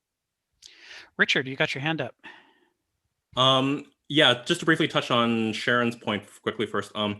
So yeah, I guess I'm not sure we're in danger of maybe using the word myth too broadly though, but I guess definitely, what Sharon touches on a very important point that, bias is, like we like, the Verstand, but now, so I think thinking we're objective, but, we see very clearly that the biases get very much, coded in these things of automation that we're creating, like not even like, something that's like a deep neural network as complex as that. I mean, like, like a few weeks ago, like there's still, the aftermath of a big controversy at Google because they fired a very high profile bias researcher in AI, who showed, very demonstrably that, because the data sets, for facial recognition were primarily, of white people, that you had very high accuracy, but you had extremely terrible accuracy for Black people. But not even that complex. It's like you can find YouTube videos of like, like automated like paper towel dispensers in the bathroom that do not respond to Black hands. Right. It's right. or even just automated door entrances because like they're not getting enough light reflected back, or like you're not perceiving as a person. But actually my point before I lose my thought here, I guess maybe to address like not, and I don't want to derail this too much, but like to get on or to touch on like or to comment on Anna's argument that kind of it's all different kind of fiction and what kind of resonates to you. Potentially, I think, Anna, you might be interested in exploring Renee Girard. He's a well-known literary critic, but also kind of philosopher. It's kind of hard to pin down because his stuff is so kind of cross-disciplinary, which goes against kind of the grain of our academia. But what he kind of describes as the difference between romantic fiction and novelistic fiction, which I think, Rick, you're also kind of like touching on that kind of dichotomy without maybe using like his terminology. But romantic fiction is very, it's kind of like, oh, you watch it, it gives us what it expects. It sort of justifies like our beliefs in this conflict, against the other, and like against the enemy, and then overcoming him. But in novelistic fiction, and novelists who really kind of reveal the psychology from different perspectives, like there's the important element of Shakespeare was also kind of a master of this in Catharsis, but and often sometimes near the death of the character, the recognition of the other, the opponent in oneself, and how like given the places that if the places were reversed, that they might often do the same things, and kind of realizing that structure, like that is called novelistic revelation, I think. So I think this is kind of maybe a tool to kind of approach fiction. Yeah, and I think that also dovetails with what we're doing here. Part of the problem is we're talking about good thinking and bad thinking, good mythology and bad mythology, good fiction and bad fiction. No, we're not. And it's kind of confusing, That's not what we're trying to talk about, but I can clarify that in a moment. Before I call on Sharon, Richard, can you type the title of that, what you were just talking about, in the chat so people can follow? Like I'll quickly type that. Yeah, so great, thanks. Sharon. I just want to say how I interpret it. When I watch like Roots, it engages the ethos and the pathos in me. When I watch Star Wars, the abstractivism does nothing. And that's how I differentiate between the two. Yeah, and that's completely subjective. That's not a measure of it's a measure of your feelings. That's what it is. I can express that in less arbitrary terms, Anna, if that will help. But it's saying what Sharon said, but in a way that might come across as more precise. So for Jung, it's thoughts versus feelings, right? And that's a Verstand perspective. That only thoughts that look like reason are thinking, and everything else is just sort of lumped into this area. And it might be important. Hold on, because Jung's got the sensation. Let me finish, Anna. Intuition thing, and that's more in the line of what you're talking about. No, let him finish. If I could finish, what I mean by that specifically is that when he talks about thinking, he alludes to structures of thinking that have been recognized for thousands of years by people like, Aristotle and Aquinas and other logical thinkers who say, if it's doing these things, then it's thought. But when he describes feeling, he doesn't have anything like that level of complexity to describe it. It doesn't have that rigor. It's not that it's not a real thing. I'm not saying it doesn't exist or that it's not important. Jung certainly says it's important, and I agree with him. But rather, he's not describing thinking he's not describing what we would call thinking. It doesn't have the structure that we would call thinking. He's describing a much less structured thing than thought. And the reason that matters is that's not what Kenneth Smith is talking about here. If we equate noesis to Jungian thinking, and we equate Gnosis to Jungian feeling, then we are not understanding Kenneth Smith, which is the point of this. Right. Which is the point of this discussion. That's not what Jung said either. Kenneth Smith's categories are more similar to the category that Jung has in the Myers-Briggs, which is intuition versus sensation. Sure. So feeling and sensation do get conflated in English. The word refers to both, but in Jung, sensation meaning groundedness in reality, experiential stuff. That's more like Gnosis, because Gnosis is experiential and empirical, and intuition is the abstraction part. So right. It's N versus S in Jung, not so much thinking T versus feeling F. It's a different. For Jung, he uses different vectors for those things. Yes. So it doesn't map straight across. So one of the things that's present in the concept of Gnosis is specifically the capacity to form intellectual wholes, the capacity to form organisms of thought that are not just pieces, but that take multiple pieces and put them together into an organismic whole that has a mental gravity, if you will. That particular capacity, it might sound abstract the way I'm describing it, but if you read the link that I posted on the page, at the meetup page, to the case of Anna H., you can see in a visual sense what happens when Gnosis breaks down and all you're left with is Noesis. And that's important, because the importance of the ability to form wholes mentally is so hard for us to understand, perceive, come to terms with, that we can imagine it's some little detail, that it's just some little, it's, you know, some side thing. Maybe it's just like being angry or something. We treat it sort of dismissively, whereas it turns out that without that, we can hardly think at all. We can hardly operate in life at all. It just, everything falls apart. We have this amazing dependency upon the brain's capacity to form wholes. And in Greek and in German, that forming of wholes, the kind of thinking that forms wholes, has a name. And in English, it doesn't. And so in English, we sort of fumble around trying to find ways to refer to this capacity. And because we can't, we don't talk about it as much, we don't think about it as much, we don't value it as much, and we don't see the role that it plays in allowing us to think coherently about the world. So it might feel arbitrary or subjective. Yeah, no, I'm still not getting it, because like for me, if you're talking about a whole, let's say it would be, I'm thinking like right brain, a work of art being something that is not reducible. A great work of art is not reducible to any explanation, right? It's got to be taken as a whole thing. You don't actually say, okay, well, Jane Eyre is about, you know, this young woman, and she, you know, she married the wrong guy, and that's the story, right? You're missing it. It's got to be detailed. It's got to be a thing in which all the parts are important, and it's not actually reducible. That's the definition of a work of art. Is that when there's nothing left to take away. Yeah, you shouldn't be able to paraphrase it actually.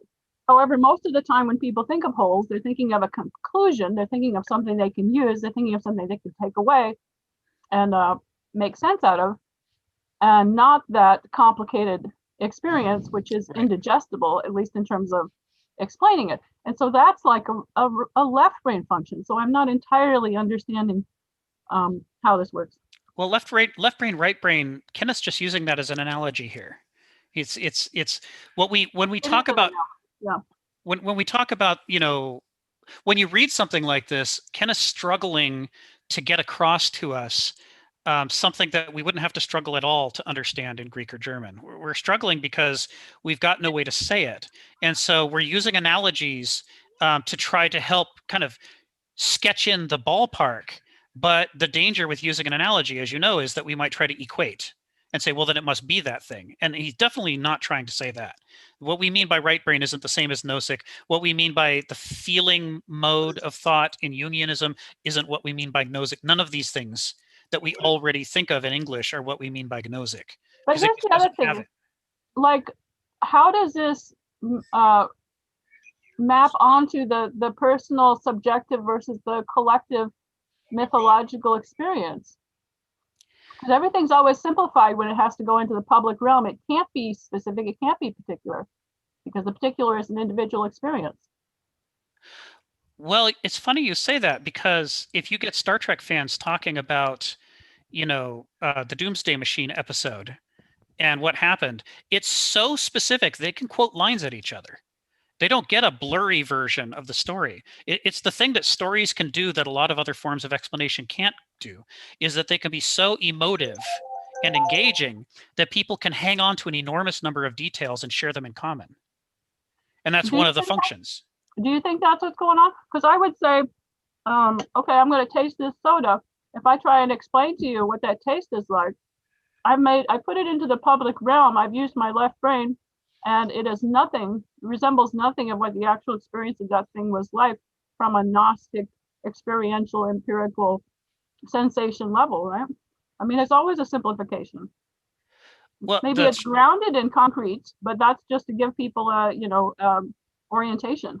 You're like halfway there. You're right that in the act of communication, we simplify. But if you have shared stories, then the listener, after hearing your Noetic words, can retranslate it back into a Gnosis experience because they've had the same experience you have in all its details.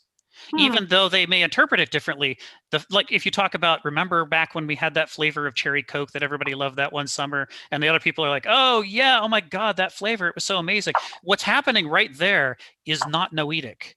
Even though you used language to transmit it as an abstraction, when it's heard by the receiver, because they had the same experience, they're able to recreate it in all of its glory, in all of its detail. In And their that's the purpose imagination. of having shared experiences. That's in their imagination. So how can that be Gnostic at all? It's not in their imagination. It's the opposite of imagination. This is the difference between Gnosis and Noesis. Noesis is a realm in which you formally imagine things. Okay. Gnosis is a realm in which you have tangibly, concretely experienced them. Right. That's different. You know, the So experience. if I tell you a story, you're saying that you're experiencing the story empirically? I don't. If you and I go out into my backyard and we garden and we dig up the weeds in that soil, that dark brown soil, and we feel the texture of the soil on our hands. Sounds and great. We plant new plants out there. And Okay. we go back week after week, we weed it, we water it, and then at the end of the summer, we're able to harvest it and eat it. And the flavor that it has that year, because the rain was just right and the sun was just right, you and I shared that experience together. And then we can refer to that gnosic experience and recreate it each in our own minds. And what we're recreating is not some arbitrary random roll of the dice thing. This is what makes it gnosis. We're recreating the actual experience we had as closely as the human mind is capable of doing. We smell the soil. We taste those tomatoes, right? You mean when you remember childhood experiences, they aren't all abstracta. Some of them are experiences like if you smell a certain smell that take you right back to that moment. That's I don't gnosis. know, man. You feel like it's real, but you know it isn't. You know, I'm it not is saying I'm not saying you teleported in time. I'm saying the mode of thought that you're engaged in is different from the mode of thought that you're engaged in when you sit down to work out a mathematical equation. You're using. See, I don't see that. To me, it's just as abstract, even, you know, because it's imaginary in either case. Well, that's what modernism teaches us, is that they're exactly the same.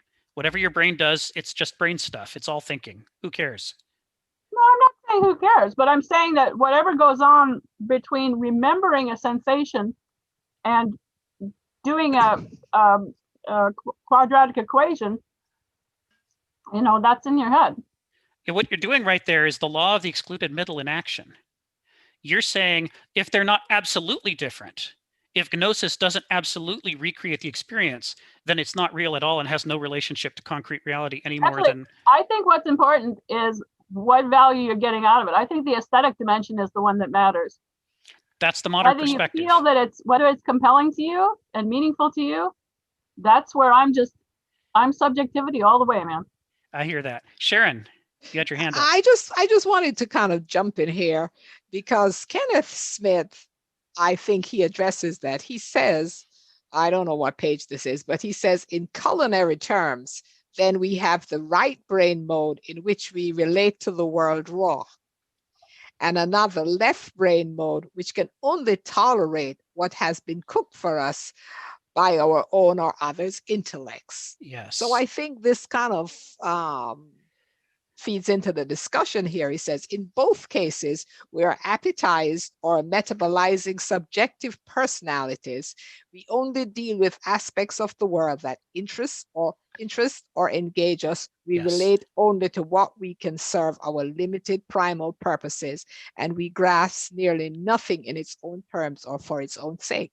I think that was the discussion there, if I interpreted it correctly. That was the discussion right there. That's what he's talking about. And he addressed that pretty well there. Oh, yeah. Yeah. He what he's got going on here is potent.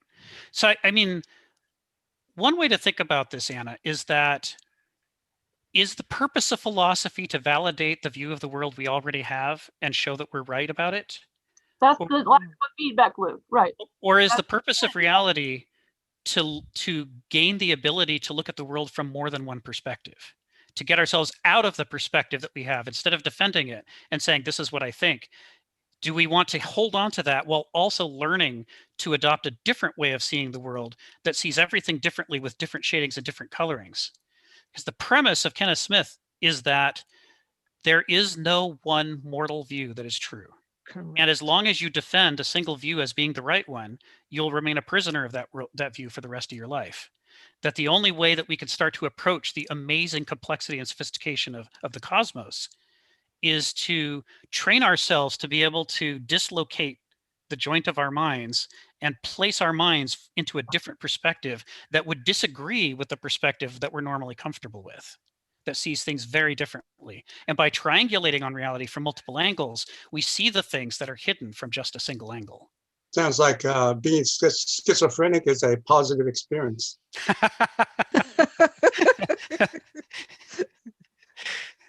Richard, you got your hand up. Yeah, this is also something that's like really important that Renee Girard like spends a lot of time trying to explain the value of, and he uses kind of the metaphor of like a sculptor, and then like he uses like the word relief, like I guess like what details are visible from a certain perspective, and you have to have like different perspectives on it to really kind of have appreciation for it. Yes. Yes.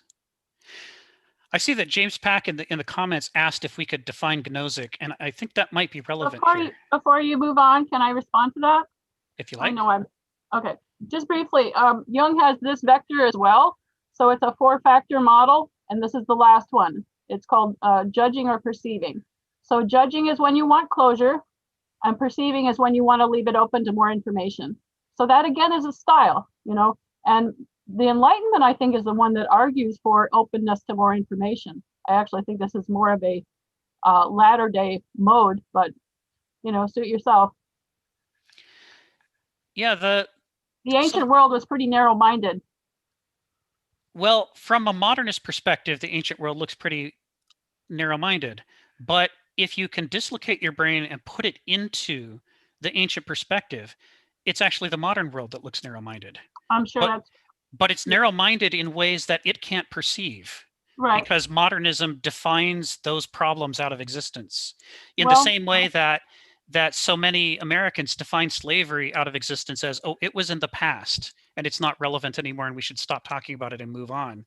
That nescience, that ability to suppress the foreground and background, to move things from our focus, to being negligible, is part of what makes a culture a culture.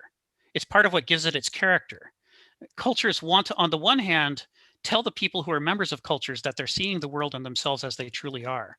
But on the other hand, the way that they go about doing that and making themselves a culture is by suppressing vast swaths of reality and then defining reality in such a way that you can hardly even say the things that have been left out of the picture.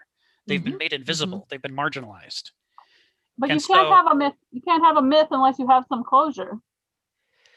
Well, the purpose of a myth is to open up, not to close. If it's closing, does, and a good myth does, but people are going to use it that way. I think that's another problem. But you see what's happening here in this. You can't create a work of art unless you can make certain decisions to exclude. You have to define that thing. You have to narrow it in order to create. What's happening in this discussion is that I'm presenting alternative definitions of myth, of thought, of culture, of values, of all these things that run against the grain of modernism. And you're responding with modernist interpretations of each of these words, saying it's actually the way modernism says. Yeah. So I don't get it. Well, and that's understandable because from within modernism's perspective, the ancient perspective doesn't exist. It either is completely false or a primitive version of the modern world, or it's in that messy middle that we exclude as the excluded middle. And so it's a challenge. I mean, I wrestled with this for, 20 years.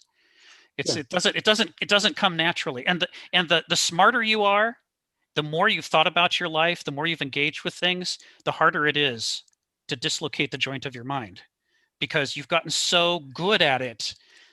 I'm talking to you, Anna, because you're so good at what you do. You're so good at how you see the world, thinking about the world, being creative. You've studied Jung, you've studied all these other things, right? You've got this whole thing working. And the more that you've got it working, the harder it's going to be to dislocate your brain from what works. Because why would you? Who would want to go back to fumbling around primitively not being able to express what you think and not being able to express the way the world works when you're so good at what you're doing right now. On the contrary, I think I'm probably the most whacked out mythological person here, but do yourself. Sharon, you got your hand up. No, you asked the question, who would want to go back to fumbling around to finding new things when you're absolutely sure? That's called curiosity. And that's the stuff of life. That's the way I see it. So I don't mind learning and relearning continuously. Sure.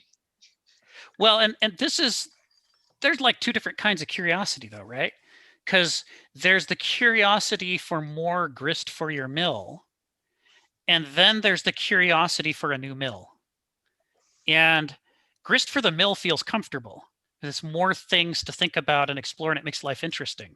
But a new mill is the opposite. It makes us really uncomfortable. We go back to feeling incompetent because we don't know how to think in the new terms, in the new mode.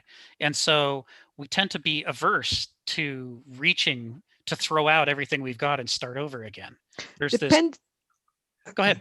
Depends on the dimensions of the old mill, because the old mill in which I lived is multifaceted. Yes. The more I learn, I could find things that could dovetail with the old mill. Oh yeah. Yeah. Yeah. But I guess one way of maybe kind of restating in a way what Rick's response was is kind of one form of curiosity is only kind of meaning to further optimize an existing process, whereas the other is being open to the possibility of a completely new paradigm, a completely new episteme. Correct. So let me talk about roots for a second. I'm gonna go back to where we left off with roots before we diverged from that.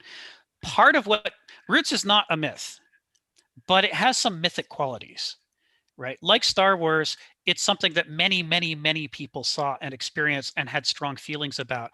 And they had that shared experience, and now they can talk about that shared experience. And it becomes a framework for expressing meaning, right?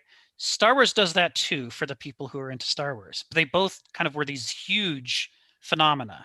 And that's one of the qualities of a myth. If you go back to ancient Athens, you're not going to find a lot of people who don't know the myth of Oedipus.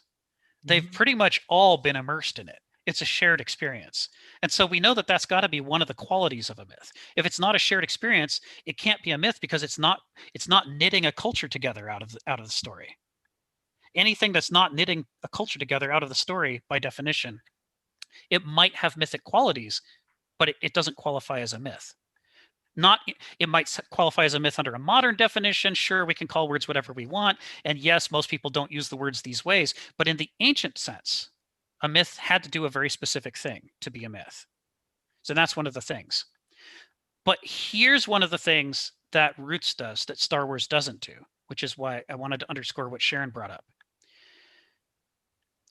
Star Wars doesn't make you feel like you need to change the world or your life right now. It doesn't make you get up and say, well, shit, I have to do something about that. This is not acceptable. I have to change things, right? It doesn't drive you to action. And what's the other thing Star Wars doesn't do is it doesn't pull back a veil and show how a bunch of things that we've always loved and respected actually have some horrific qualities to them that we need to reconsider. It doesn't make us shake our foundations and go, oh my God, did we build off of that? Is that what we're built off of? How can we refound ourselves, so that we're not based on this injustice? The myths, if they don't strike to your core, if they don't go to the essence of things, the fundamentals of things, then they're just a nice story, right? That's one of the parts of the definition of a myth in the ancient sense, because they're attempting to tell you the things you desperately need to know about the cosmos because your survival as an individual or a culture depends on it. And therefore, the things that they're going to tell you have to be earth-shattering, or else it's not at the mythic dimension. Marajia, you had your hand up for a sec?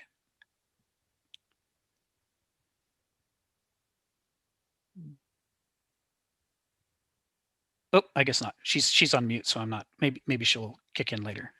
Mm-hmm. So this is one of the things we can talk about, the fact that there is a subject. Anna's right about this, that there's a shared subjective quality to all of these things. They have that in common. You're absolutely right, right? But if that's all there is to it, then it's not a myth. in the ancient sense of the word.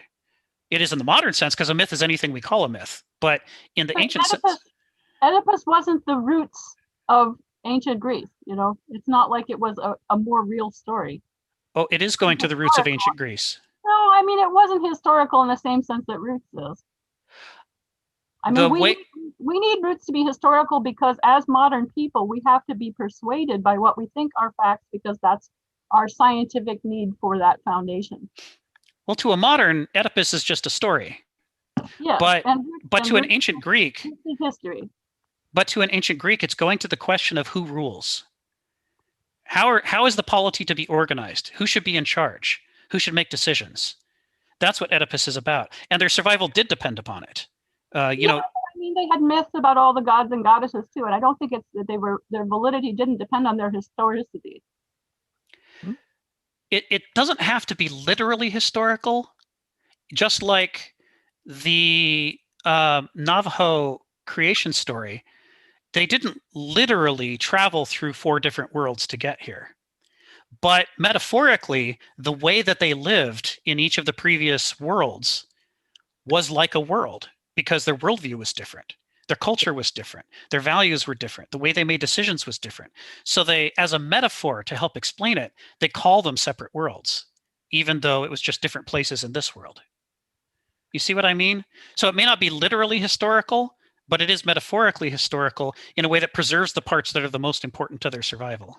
No, I'm just saying you said that Roots was more like a myth than Star Wars because of its historicity, and I just was arguing that point.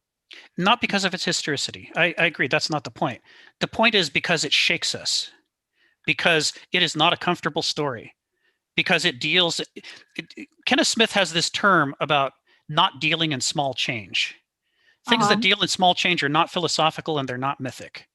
So Star Wars is exciting and fun, but it deals in small change because it doesn't make us question the deepest things about ourselves. Well, I don't actually know that that's true. You'd have to ask somebody who was deeply moved by it, in what fashion they were deeply moved by it, because some people are. If you're kind of probably a warrior spirit, you might have seen a lot in that. But again, this is a subjective thing. I don't know that it's something you can measure by looking at it from outside.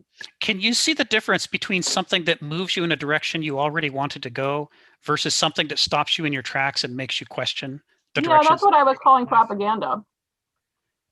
Right. So part of the difference is that Star Wars doesn't stop you in your tracks and go, oh my God, I've made a terrible mistake in my life. Or, oh my God, we need to have a revolution and overthrow this government. It doesn't say, it doesn't make you question the foundations of your life or your society. But Roots does, because Roots came out at a time when a lot of people didn't want to talk about slavery at all. Or if they did want to talk about slavery, they wanted to say it was just something from the past. Remember, this is around 1976. We just done the bicentennial celebration. We're all talking about how America is about life, liberty, and the pursuit of happiness, and all men are created equal. And here comes Roots. And it says, not only where the founding fathers not believe that all people are created equal, they did some of the most horrific, unequal things to other human beings you could possibly imagine. It was a slap in the face of our national quote unquote mythology, which was actually an anti-mythology. And it confronted it with a concrete reality that really demanded of us that we forge a new mythology for our culture, which we haven't done yet, which we're still wrestling with. But the demand was present in Roots. You couldn't watch Roots and go, well, that was nice. Nobody could say, well, that was just a pleasant experience and I feel better about all the choices I've made up till now. People would watch that, and whether they liked it or not, it made them extremely uncomfortable because it dealt in the big stuff, not the small change. But the measure of a myth then is whether it's meaningful to you. It's not just meaningful to one person. Right. Well, that's the difference. If it's only affecting people idiosyncratically, it's not mythic. Well, fair enough, but it's going to be mythic. To be mythic, it has to be meaningful. Yes. Okay. I'm not sure I've gone any further forward from where I was with that, though. I'm not sure I'm getting. It's because the distinctions that I'm trying to draw, you're abstracting back to trivialities. It's anything can be expressed in an abstract enough sense that loses the critical distinctions that are concretely present. I don't think they're concretely present. I think they're subjectively present. Aesthetically present. the idea that subjectivity and aesthetics are not. Interchangeable. Oh, I Yeah, mean, say that's that what again, it's all Sharon. about What to you me. said, Yeah, Sharon.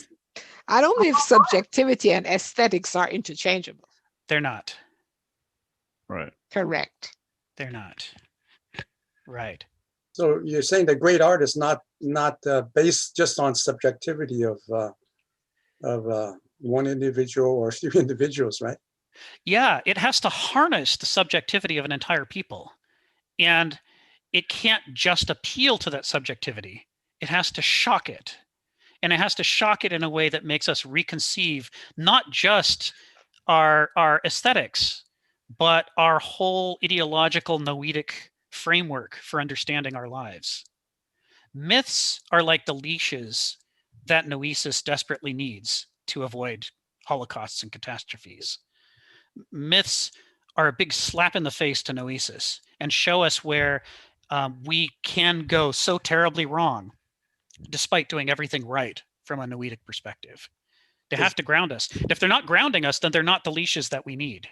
Right. Correct. If it's just subjective, then you could latch onto any conspiratorial theory or anti, myth. Right. That's just as good as anything else, right? Yeah. Schindler's List has a mythic quality. If more people had watched it, it could have had more of a mythic impact on us as a culture. But too many people avoided it. So it's not the shared experience we need it to be. But again, that sense of look at what we did in the world. Look at what we're capable of in the world. Now, how are we going to keep that from ever happening again? I was asked earlier, and it might have been, was it James Park who asked, can I provide, or maybe it was Jeff, an example of a healthy myth? And I can, but it was only healthy to the Greeks. To us, it falls flat. We think it's just a story. And that's the Iliad.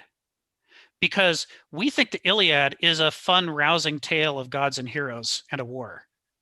But it wasn't to the Greeks. To the Greeks, it was the story of how the Greeks themselves destroyed their own golden age through foolishness.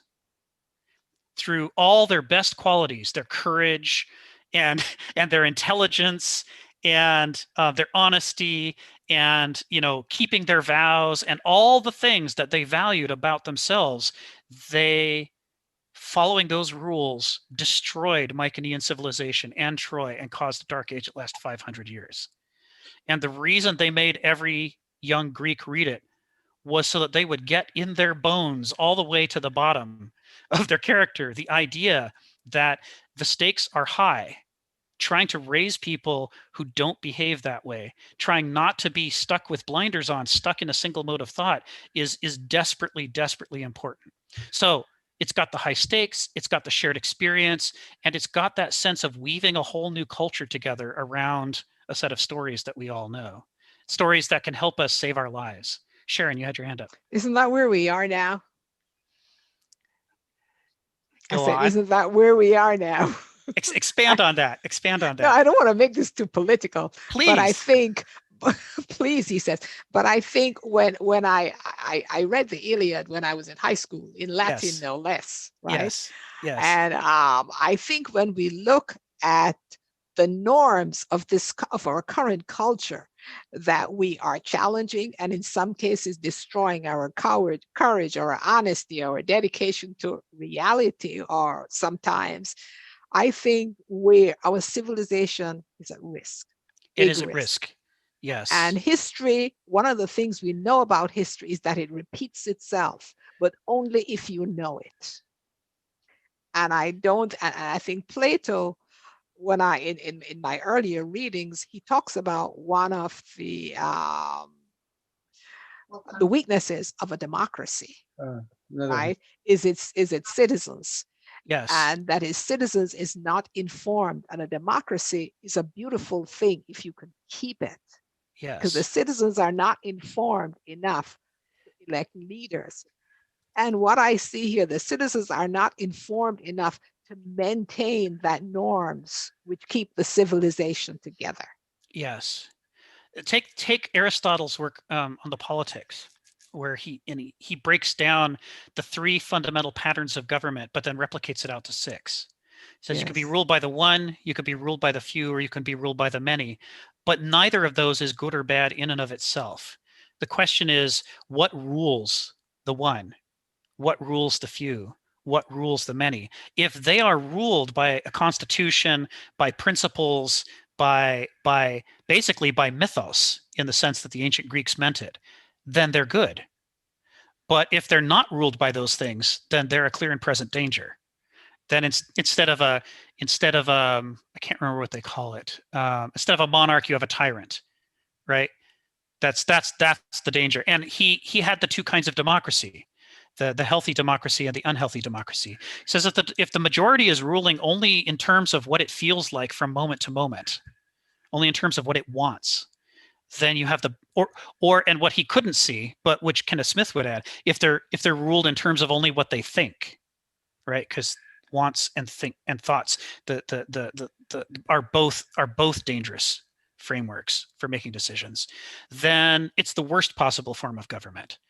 But if the majority is ruled by principles and values that allow them to behave in ethical ways and sustainable ways, then it can be the best form of government. And that's why the Athenians wanted it, despite the risks. And what we're doing is we're trying to make we're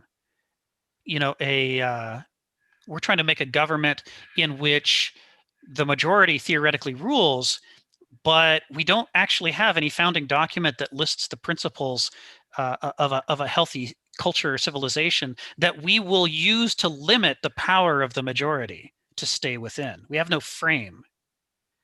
We might say, well, what about all men are created equal? It's like, but we violated that before we even wrote it. So that's not one of those things. It would have to actually be binding on us for us to be the positive form of democracy that Aristotle wrote about. So we have the other one. And that's why we swing so wildly around. It's like it's unpredictable what we're going to do next. We could do the best possible thing, we could do the worst possible thing, or we could muddle around somewhere in between. Yeah, it seems like we're always in this conflict between interest and desire. You know, which should we appeal to, our interests or our desire? Right. This is the critique of. Go ahead, James. What's the difference between interest and desire?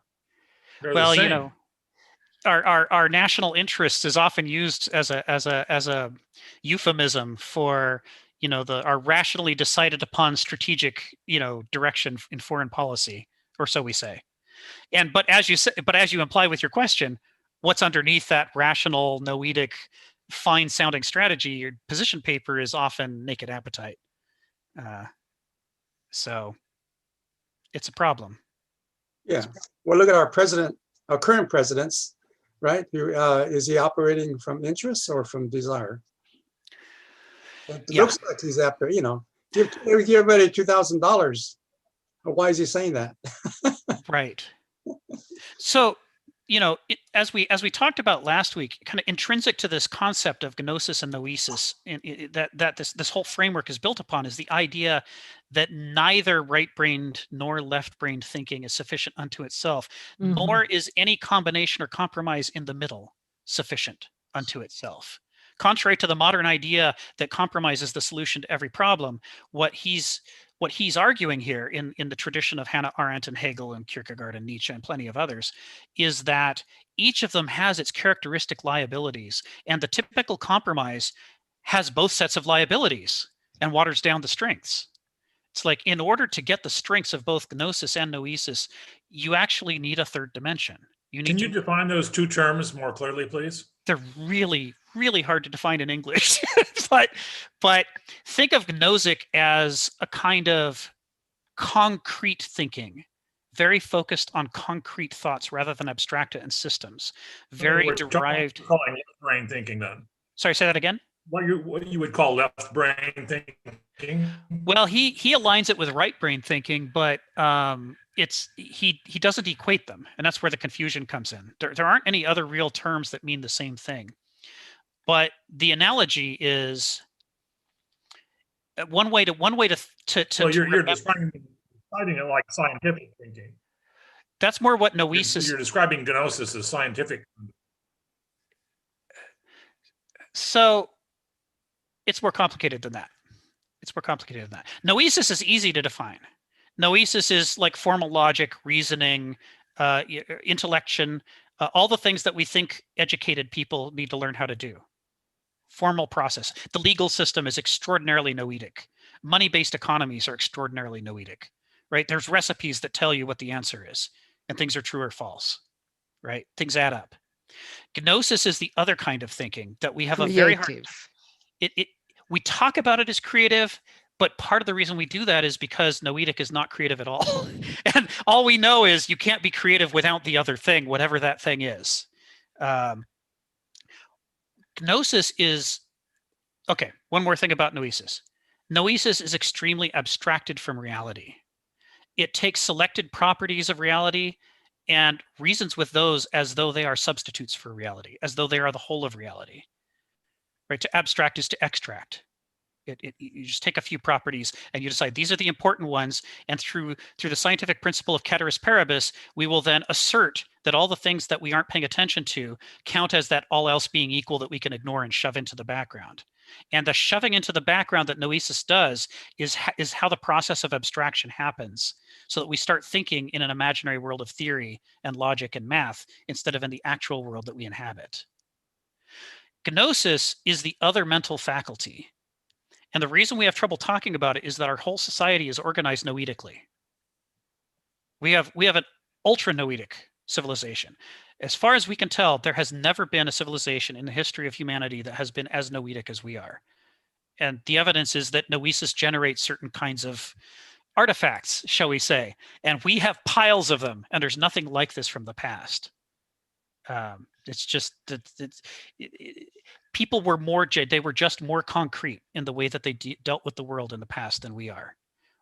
It's possible to live your whole life in a city and never experience a cow and never know where milk comes from except from a carton. We mocked kids, inner city kids in New York in the 80s who said, where does milk come from? It comes from a carton from the grocery store. But how would they know?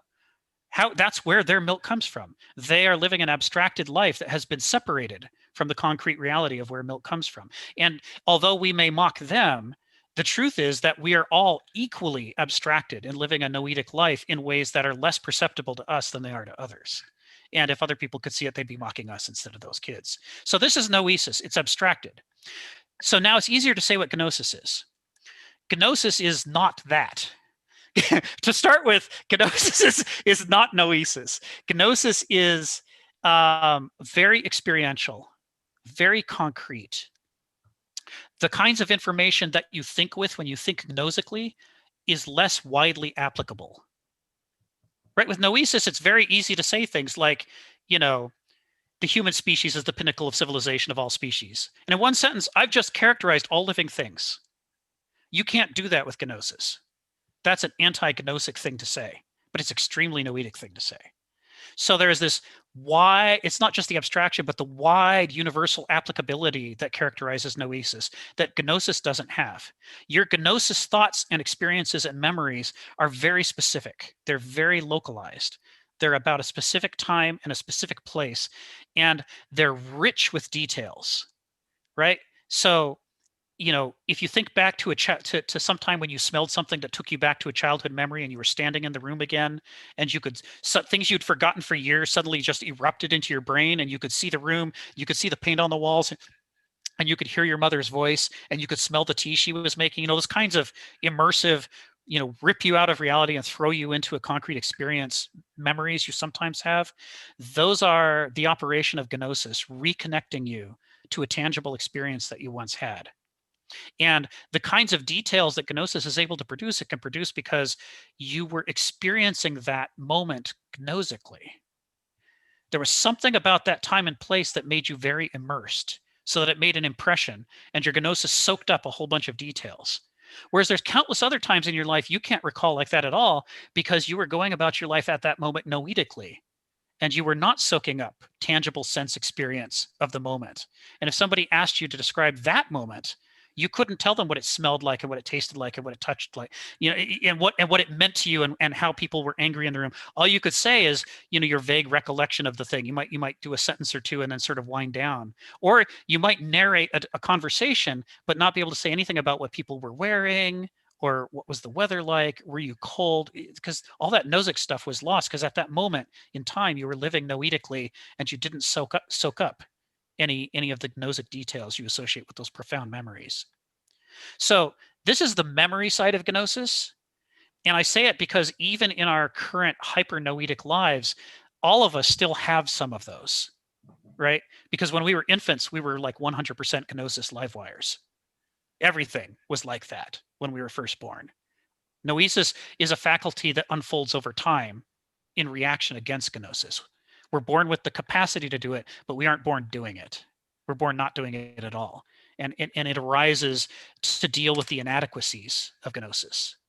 The things that it can't do. We get better at making plans and having constancy over time with Noesis.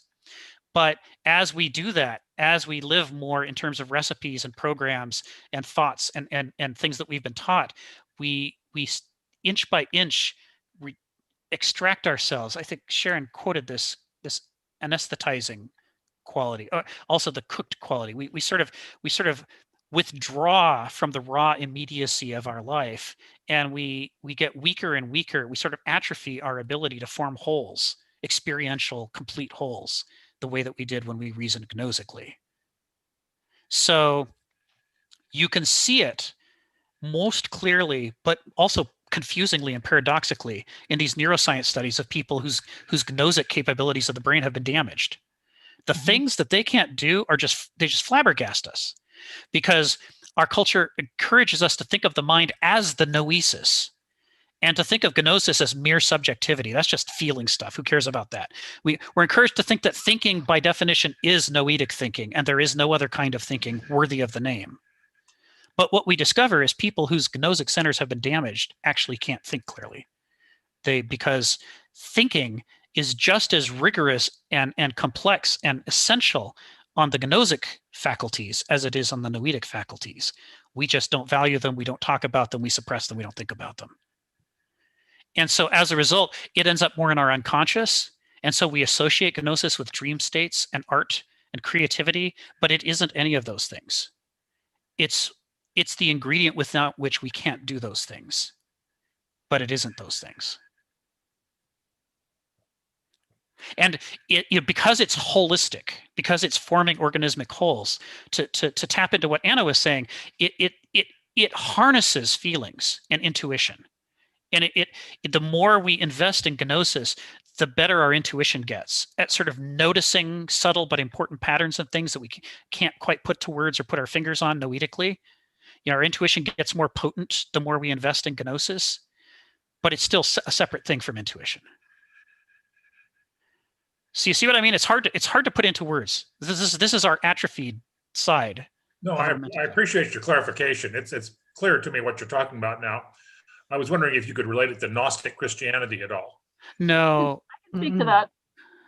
No, the Gnosis, the Gnostic connection is that the Gnostics had a criticism of the emerging dominant brand of Christianity that they claimed was too noetic, but their response to that, based on the writings they left behind, was frequently noetic. It's like they sort of. So you're saying well, they it's really a subject I know a lot about. If you want to know, I can explain it if you want to. Go ahead, Anna. Well, I was going to bring it up anyway, just because there are ancient Greek uses of these terms which are somewhat different from Kenneth Smith's, in my opinion. Yeah. So in a reference that people might know is the first lines of the Gospel of John, which go, "In the beginning was the Word." Yeah. This is written in Greek, and Yeah. John was very much a Greek philosophy influenced Christian. No doubt. And the word was logos. Logos. Logos, and it means like a pattern or a design. Yes. It's an abstraction kind of word. And Yes. the idea being for the Greeks that there was creation began from something more abstract and then became something more concrete. So there was an underlying pattern, almost like DNA or some other, sometimes they were thought of as vowels for these guys. The vowels were the sounds and the resonances and the echoes of these. This is what you find in some of this ancient religion. The Gnostics, and the word gnosis refers to having a direct experience of something. rather than a concept of it. So that to be a Gnostic, you need to have had a personal revelation of God. You need to have had some kind of thing that whacked you over the head and you had actually experienced that. Yes. You weren't taught it. You weren't conceptualizing it. Yes. But it really grabbed you by the balls and you experienced that thing. And it probably should be beyond language. It's probably something you can't explain to other people. That's incredibly helpful, Anna. Thank you. That's right on the money. All right. Yeah. Yeah. And so you'll often see Greeks using the word gnosis as a synonym for wisdom. And it's because they thought you had to be able to use both faculties together. You had to experience it. Your understanding had to be grounded in that experience, but you also had to be able to thereafter work on the experience and think about it and, derive meaning from it through your examination of it without ever losing your ability to be immersed in it. What they were seeking as sort of the highest form of gnosis was this combination of immersive experiential gnosis, what we might call the naive concrete gnosis, with noesis to create this new higher form of gnosis, which used the whole brain. It used both experientialism and the capacity to conceive to create a better picture of the truth. Mm-hmm. And so when you're reading Kenneth Smith, just like the ancient Greeks, he flips back and forth between the two definitions of gnosis, sort of without a turn signal. It doesn't make it all that easy to read because they're very different things. But they're informed by each other, let's say. Right. Yeah, and Gnostic Christianity is pretty wacky and wild, but we can talk about it privately if you want to. Yeah, it's great stuff. Thomas, right? The Gospel of Thomas is an example of Gnosticism. Oh, that's the most domesticated version there is. It is. Yeah, it's much weirder than that.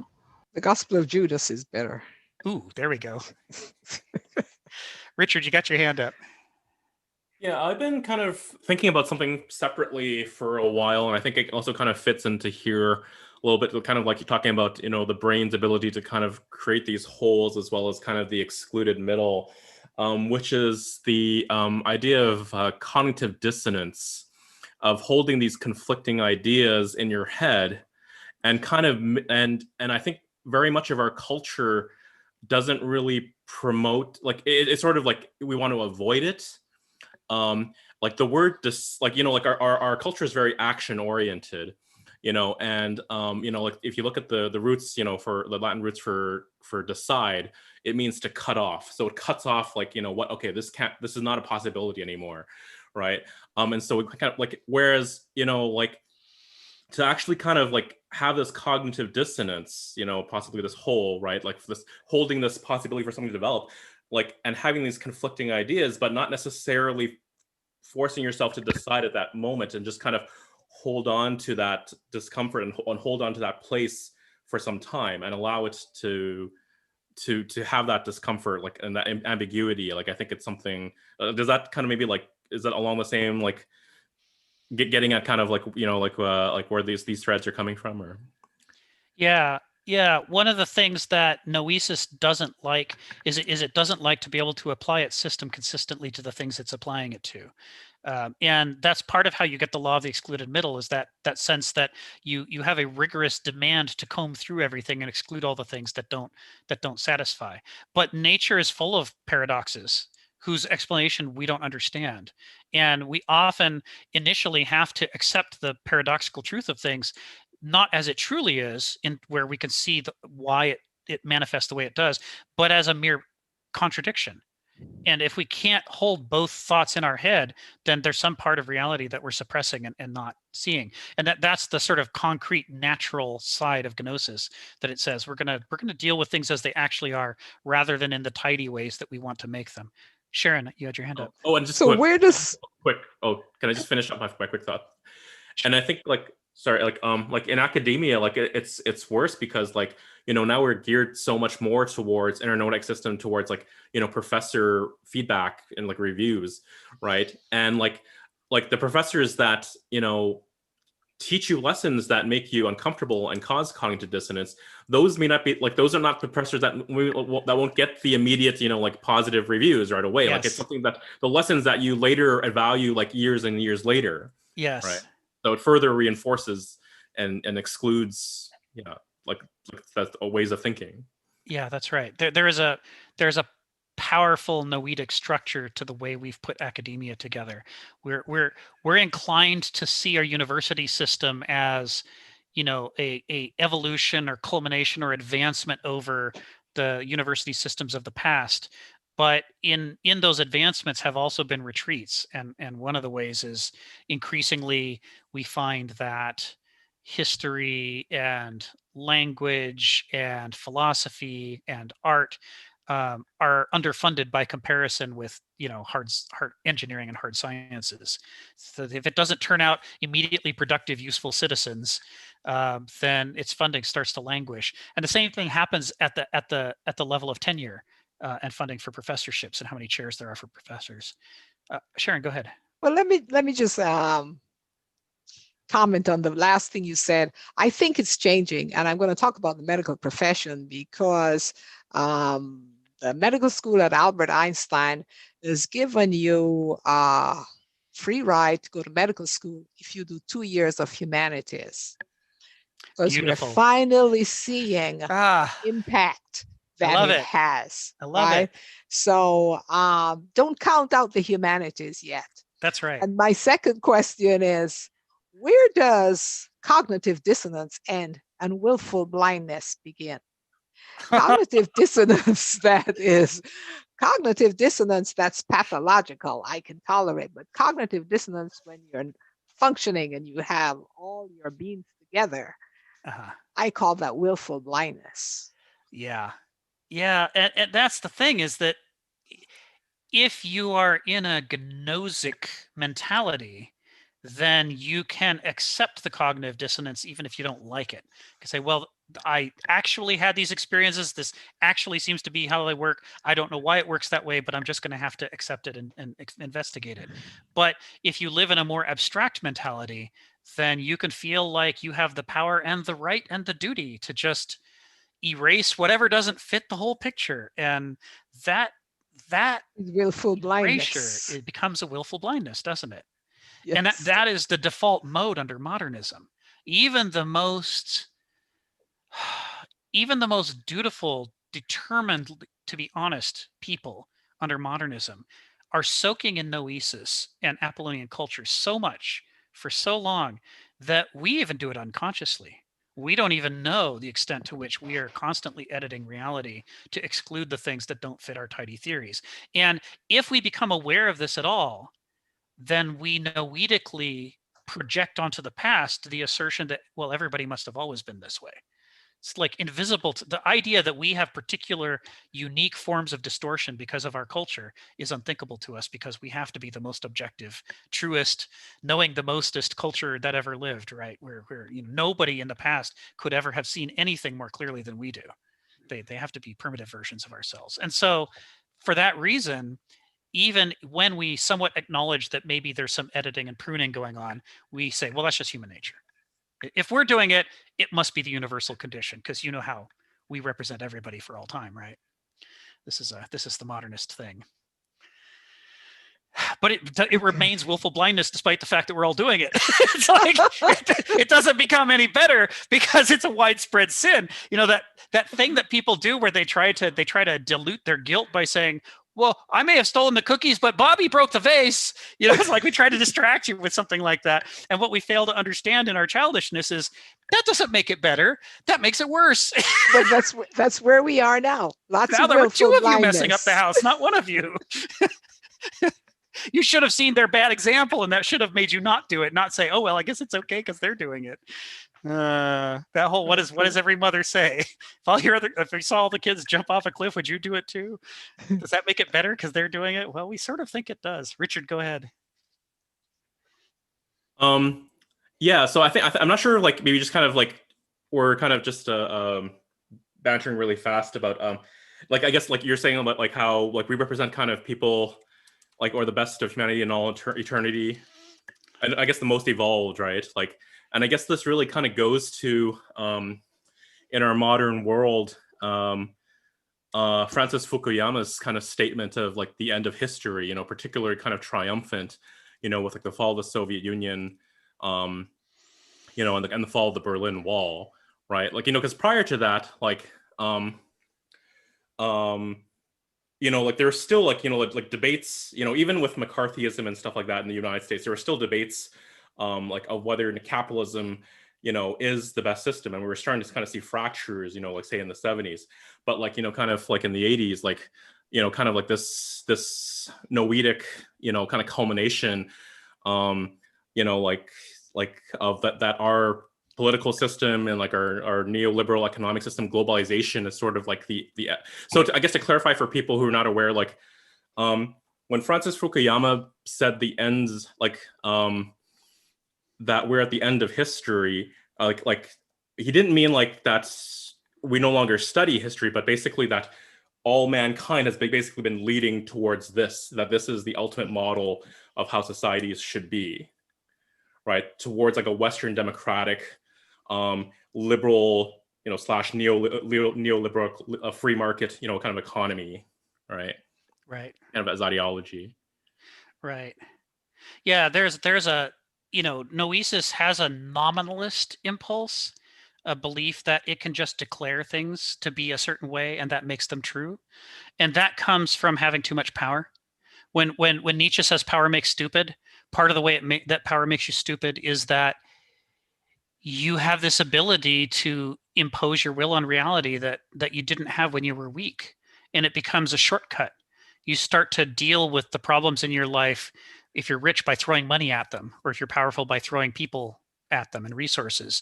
And it causes you to atrophy the parts of your brain that used to deal with the constraints you lived under and say, maybe some things should be adapted to rather than changed, or maybe some combination. You have to engage with life more when you're less powerful, because life is less willing to do your bidding. So the more powerful you get, the more you sort of disengage yourself from reality. And you can find yourself saying things like, we must be the bestest of the bestest that ever lived, because everything I've ever wanted, I've been able to buy.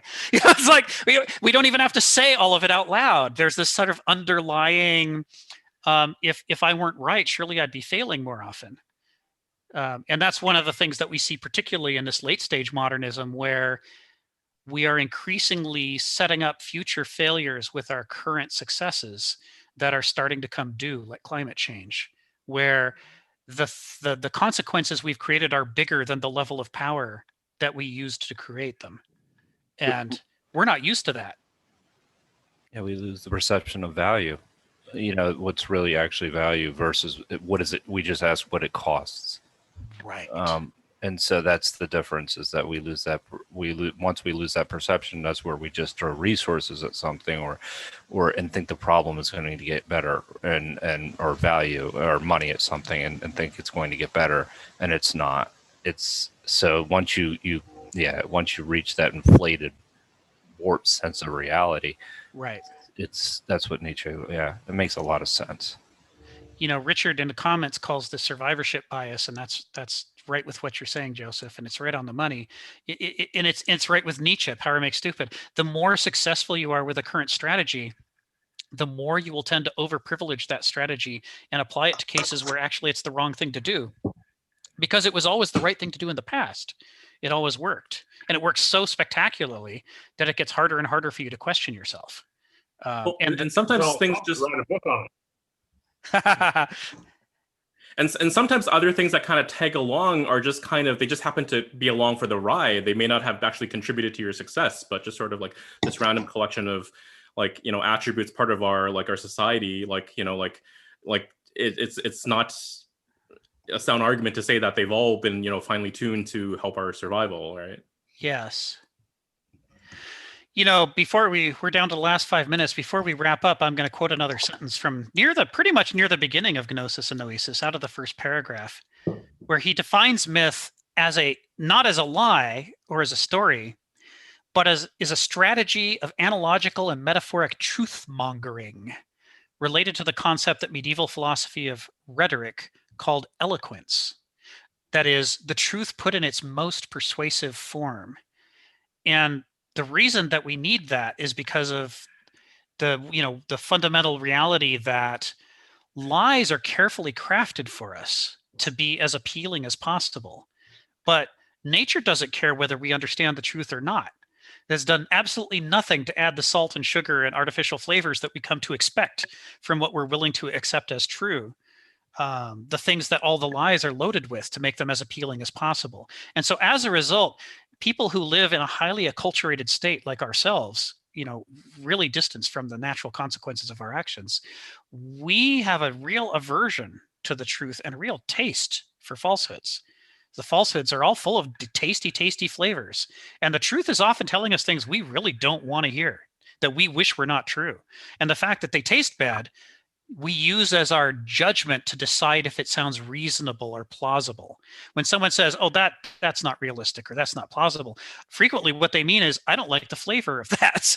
If it were realistic, I would like the flavor of it because I am an all-knowing, all-seeing, objective modern. And because this tastes bad to me, it must not be the truth. When frequently that's the evidence of the exact opposite, that it might actually be truth, because this is the kind of thing nobody would want to accept. So the problem is that when it comes to colonizing the human mind and getting adopted by human beings, the truth is at a severe disadvantage against lies, against propaganda, against advertising, against any number of different structures of lies. And so as a result, if you're going to have a culture, and I don't mean a culture like whatever people happen to be doing, including destructive things, I mean a viable culture that could sustain a civilization in a growing form for thousands of years, then what Kenneth Smith is talking about here is saying that there is a fundamental cultural metabolism that must take place for you to be able to sustain yourselves, whereby the truth is put into its most persuasive form to give it a fighting chance against lies. And if that's not present, you're going to become a pseudophilic culture that embraces lies, just inevitably, because lies are tasty and the truth sucks.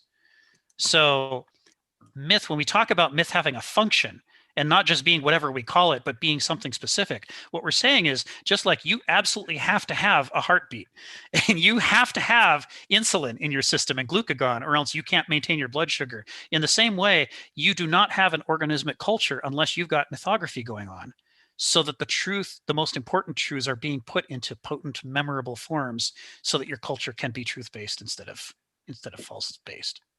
So this is why it doesn't just evolve into subjectivity. This is, without this, cultures are at serious risk, and so are the people who live in them. And you can see all of us living today with Fox News and so forth, we can see the risk. We can see the working in action of what happens when millions upon millions of people start to believe things that are bad for them and bad for everybody else. It's like they've been put into a tasty form, so they were absorbed, and there were no myths to guide people away from those ideas. So they went into them, and now here we are with people not wanting to get the vaccines, not wanting to wear masks, and spiking levels of mortality in this country that were almost entirely our own construct, our artificial creation. Richard, go ahead. Yeah, I think to further kind of reinforce what you just kind of summed up, I was reading an article that was talking about some research that was recently done that says that the part of the brain, the circuit pathways in the brain that gets the reward system, when we engage in this kind of polarization, kind of us versus them, and kind of engage in wanting to believe these falsehoods, it's the same circuit pathways that are rewarded by drugs and narcotics. Yes. Yeah, the dopamine system and kind of associated with it. Yes. Yeah. So yeah. Which is shocking. It's like we like to think about thinking as being some sort of a separate world from the body and its activities. It's why we use the word mind the way we do. It's like it's sort of halfway to being soul, which is halfway to being something that floats out here and is immune to the vagaries of the body. But the idea that our thinking is constrained not just by drugs, but even just by hearing a tasty lie, and that it gets sucked into it through neurochemical processes is alarming. It really goes at the heart of our professed objectivity. So Nietzsche talks about this idea that culture without myth isn't culture at all, and that it desperately needs myth in order to survive as a culture. Nietzsche is one of the sources that Kenneth Smith draws on for this, and he coined a term, amythia, and amythia is his term for the cultural illness characterized by inadequate myth. When a culture is amythic, it is falling apart because it is increasingly embracing falsehoods because its myths aren't strong enough to act as a center of gravity to pull it towards health and vitality and survivability.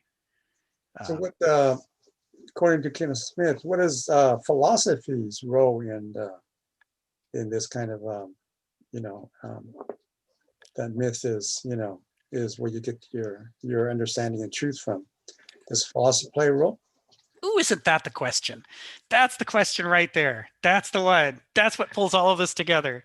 Bless you for bringing that up at the tail end of this, because that's the punchline, right? So there is this anti-Noetic, anti-Apollonian idea that things are what they are regardless of what we call them.